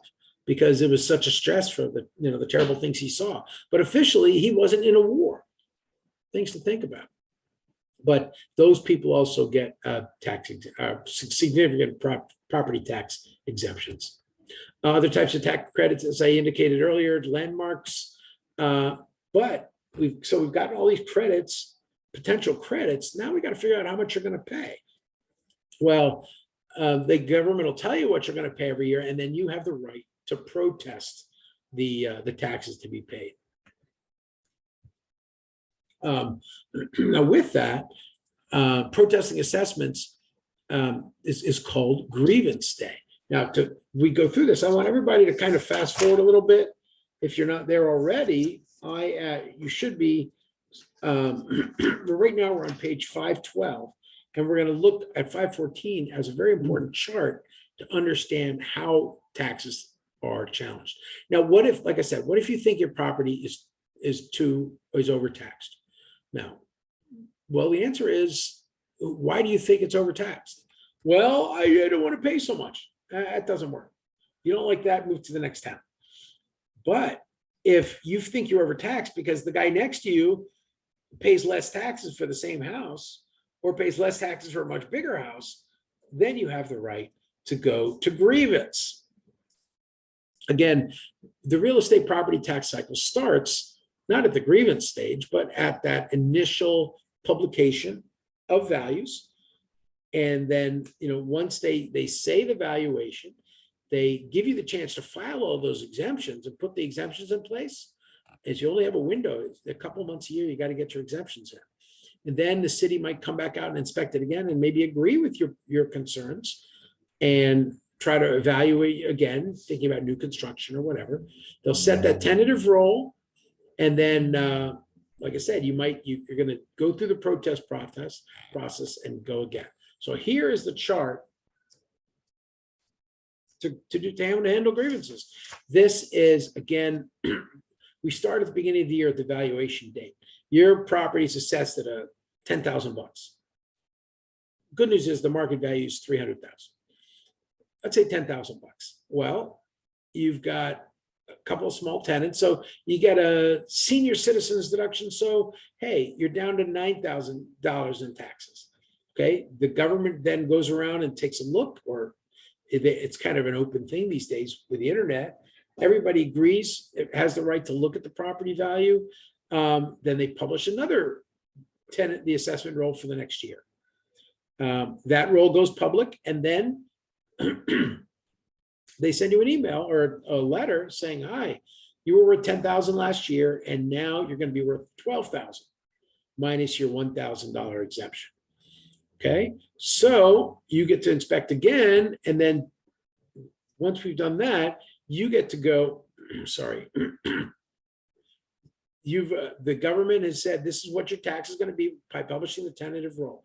And you then, as the owner, get to go to grievance. And you go to the city and say, look, city, you're wrong. This is what we did right. And this is why I think you're overcharging me. You state your grievance. And at the Board of Assessment Review, they'll try to determine whether it's true, final assessment roll, and we go through again. Then we do the challenge. Let's take a quick look. Again, change of assessments as the prices go up every year. Grievance day comes along. They told you your assessment, and you have to fill out, this is New York City's grievance form. As an example, you fill out the information on the property, what the property looks like, maybe attach a couple of pictures. And then down below, it'll say, what's the error? Well, the error is that my neighbor is much more expensive, or you think I'm a 6-bedroom, but I'm only a 3-bedroom. These are things you'll put those information in, you'll sign it, you'll submit it on grievance day, and you may actually get time to sit with the Board of Assessment Review. This is just the government agency, and they'll try to make a decision. Again, the Board of Assessment Review, this is not a court, non-judicial, okay? And they say, okay, you don't think it was worth 20% more? All these things that are done to your property, yeah, we think it's worth 20% more. So they can do one of 3 different decisions. Again, you have to complain based upon unequal overall value or suspected bias. That tax assessor doesn't like me. Those are all legit reasons. The Board of Assessment Review, again, will do full denial, say, shut up and pay your taxes. They will do full reassessment, say, you know, I think you're right. Something's wrong. We're going to go out and reassess you. Or maybe they'll say, well, we're only going to reassess that new deck you added to see how much value that adds. Partial reassessment. And once that is, excuse me, once that has been put in place, they publish the data online, the final assessment is issued, and then what happens? You get to, if you've talked to the local government and they wouldn't cut your taxes. So you have the right to complain to the state. Now, a local government makes decisions. There's a thing called Article 78. The Article 78 is where you have the right to challenge any government decision through an act called certiorari. Right? Certiorari. I've heard a million pronunciations and I'm too non-Italian to get this. The point is, or Latin, certiorari is when you say, hey, I told the tax guy he wouldn't change my taxes, so I'm going to go to the state. Well, the state's all ready for this. They have the Supreme Court. By the way, if you don't know, the Supreme Court in New York City is the low court. Okay, the Court of Appeals is the high court. The Supreme Court is actually the low court. Well, in the Supreme Court is a special real estate section, and they handle appeals. Now, they have a hearing procedure. You go in and say, hey, well, I've got sales information. I've got this. I've got that. I've got properties nearby that are much higher than mine or much lower than mine. And therefore, given all that, hey, state, why don't you order the city to make my taxes lower? It doesn't work very well, very often. Well, one time it does work very well, by the way, is for commercial. Because commercial properties, they don't get to go to Board of Assessment Review. The commercial property has to skip right ahead to going right to Supreme Court. Because the Supreme Court real estate lawyer judges, they have a really good knowledge of commercial property values. Again, same thing, you got to present evidence. There's a lot of lawyers that just work based upon how much money they can save you in tax savings. Again, with the assessment appeals, we think about protesting the agreements, going to court, to state court to protest it. Usually no federal court will ever hear a tax assessment case unless there is something criminal about the assessment. But it's usually the state will hear it because the state court has, you have the right to protest any state government issue. But again, when you make an appeal, whether you're an individual homeowner or a corporation, you got to use a lawyer, 30-day review, and then they tell, the court tells the city what your tax change is going to be. Again, as I said, in commercial, they have to always do certiorari. 2021, I think we've seen some, 2021, 2022, seen some interesting motion. Suburbs were up, way up, and now they're coming down. In 2022, commercial was way down in 2021 and down even further in 2022. Industrial, tricky. Some industrial went down, but warehouses for a while went to the moon with Amazon, and then warehouses and then they went down for a while, and now they're coming back up because there's so much stuff coming off the boats now from China, they don't have any place to put it. Nationwide warehouse space vacancy is 1%. People are dying for warehouse space, believe it or not, as much as they're dying for apartments in Manhattan. Again, New York City was down quite a bit. Big comeback last year, early this year, last year.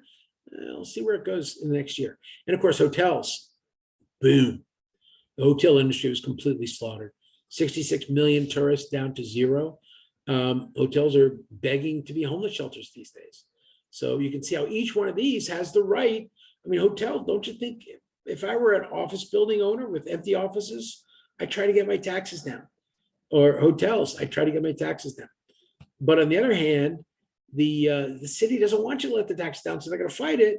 So you've got to battle them in court.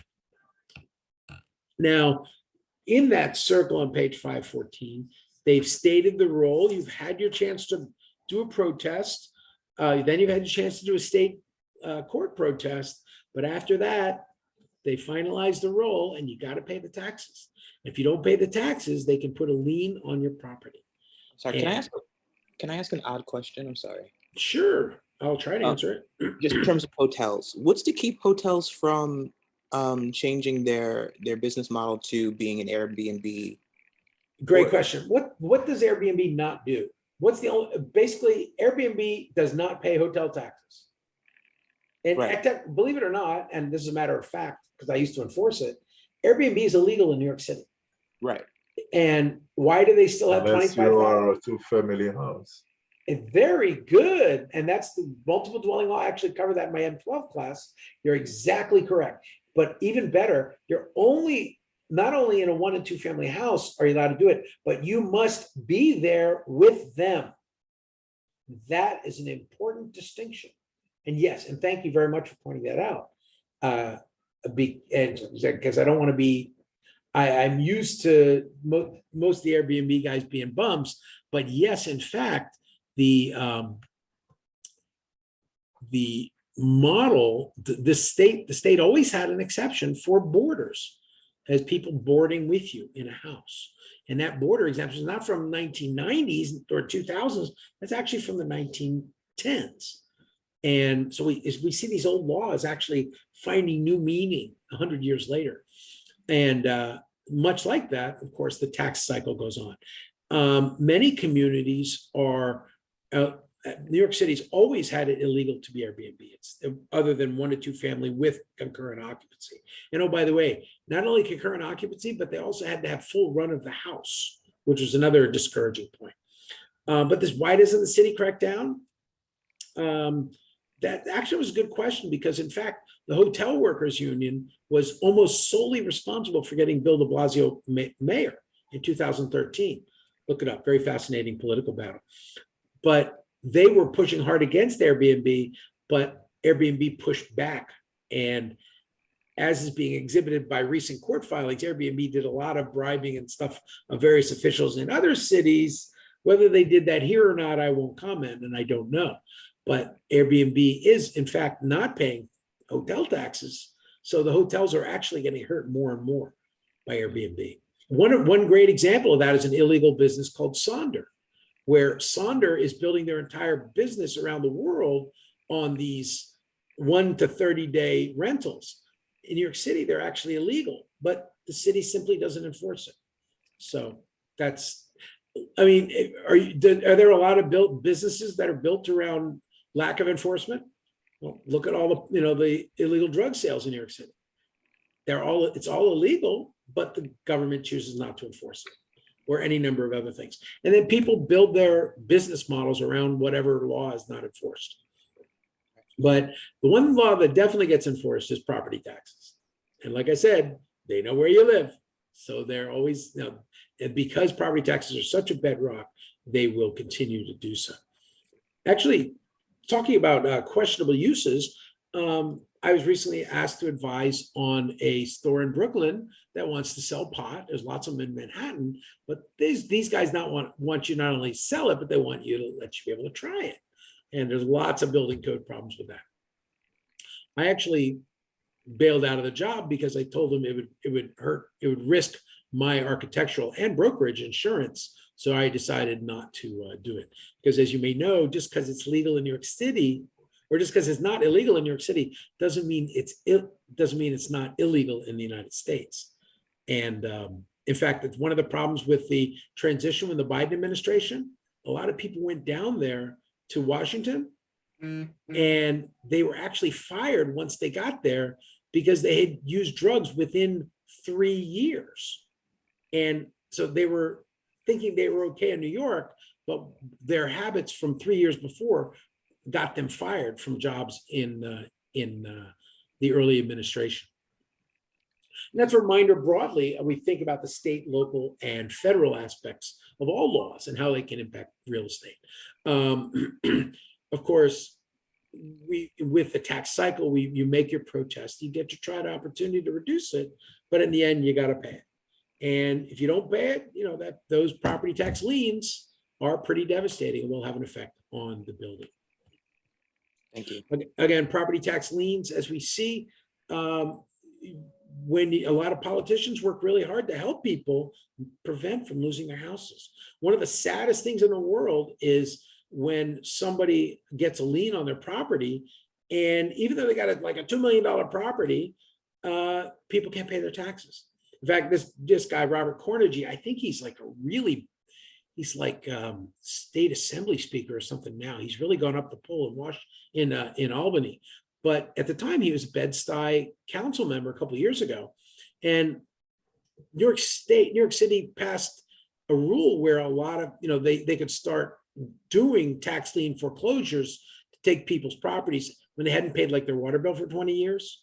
And suddenly the city started collecting. So Bed-Stuy was a really sad example of some properties I know where there was these old ladies. There was one old lady, I felt so bad. She was like in her 80s. And you know, she was on Social Security. She was living in this old house that she'd owned for 60 years. The house was worth millions of dollars. And I mean, it was gorgeous, but she couldn't afford to live there. And so even with the deductions, eventually she fell behind on her bills. The liens were about to kick in. So sadly, there was going to be a lien sale. And this may be a very big deal in the real estate market in the next couple of years.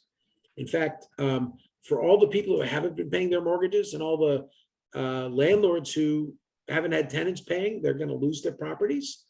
And as that happens, we may see, if they take all the cuffs off, there might be an unbelievable cycle of foreclosures in the next 6 months. Probably not in New York, but other parts of the country. Again, tax liens as a way of collecting revenue. Once you haven't paid your property taxes, they can come from a lot of different reasons, not just property taxes. In DOB, in New York City, it'll be, you know, New York City fines, litter fines, Department of Finance, water bills. All of these can pile up to be tax liens on properties. When that happens, sadly, the city does administrative tax sales, and your property's put up for auction. And that money they get from selling the property is used to pay off your debt. And you are out on the street. Good or bad, it's what it is. This is the way the world works. If you don't pay your debts, there's got to be a way of what they call clearing the system. If nobody had to pay their debts, then nobody would pay their debts, and therefore the system would collapse. It's a catch-22. Again, reminder for foreclosure, as we may see a lot of in the future, when people do have liens executed, that is called a foreclosure. A foreclosure mapping and technology is out there today where you can do research on unbelievable amounts of foreclosures coming down the pike. I've been told that pre-foreclosures have tripled in the last 3 months in New York City. I got to back that up.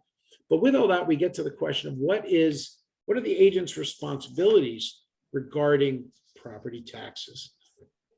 Now, it is very, very important as we've gotten through the liens, we talk about, you know,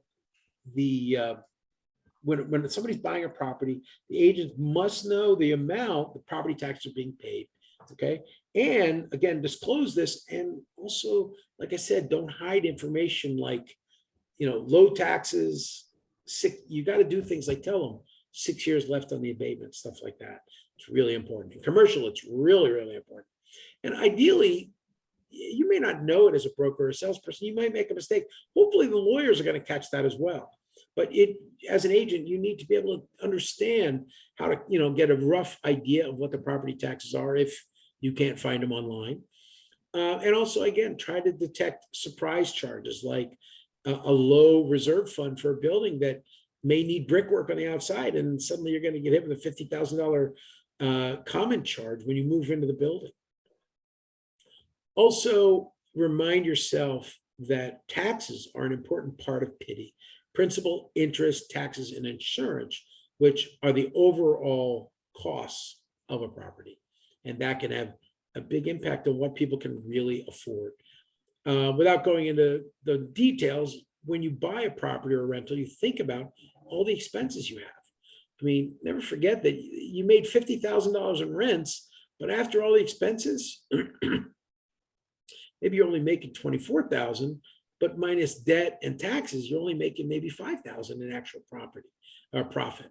So this is a reminder to all the renters that there's a lot that the owner has to deal with to keep a roof over your head. And from a broker's perspective, we want to think about, what is the cap rate? What is the cash flow? This is approximately what, a 5 cap here. So is that going to be profitable enough? And how is that going to help you as the broker to price the property if the seller doesn't know how to price it yet? Again, with taxes, we think about the key terms at the end of the chapter. Make sure you understand them. Ad valorem, taxes as per value.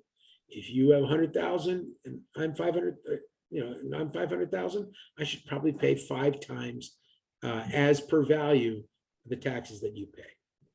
Appropriations, assess values, assessing units. Hopefully you caught this as we went through tonight. And then again, tax by use in New York City. And I think that's it for the night. So again, read the summary in the back of the book. It's the blue stuff's all here. And, how do taxes affect the place? A lot. On that note, I think I'm going to lock and load for the night. Does anybody have any questions? I know a question you have.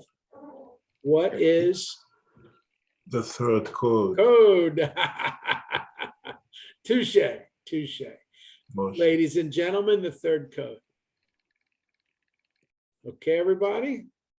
Thank you. Great class, by the way. ABC, thank you very much. I try. And I got to tell you guys, when I teach, I am, all I'm doing all night is I'm thinking about how it impacts my clients. So it's a pleasure to teach it. So have a good night. And I got to get out of Midtown. And you guys, hope you enjoyed the class. Thank you. Thank you very much.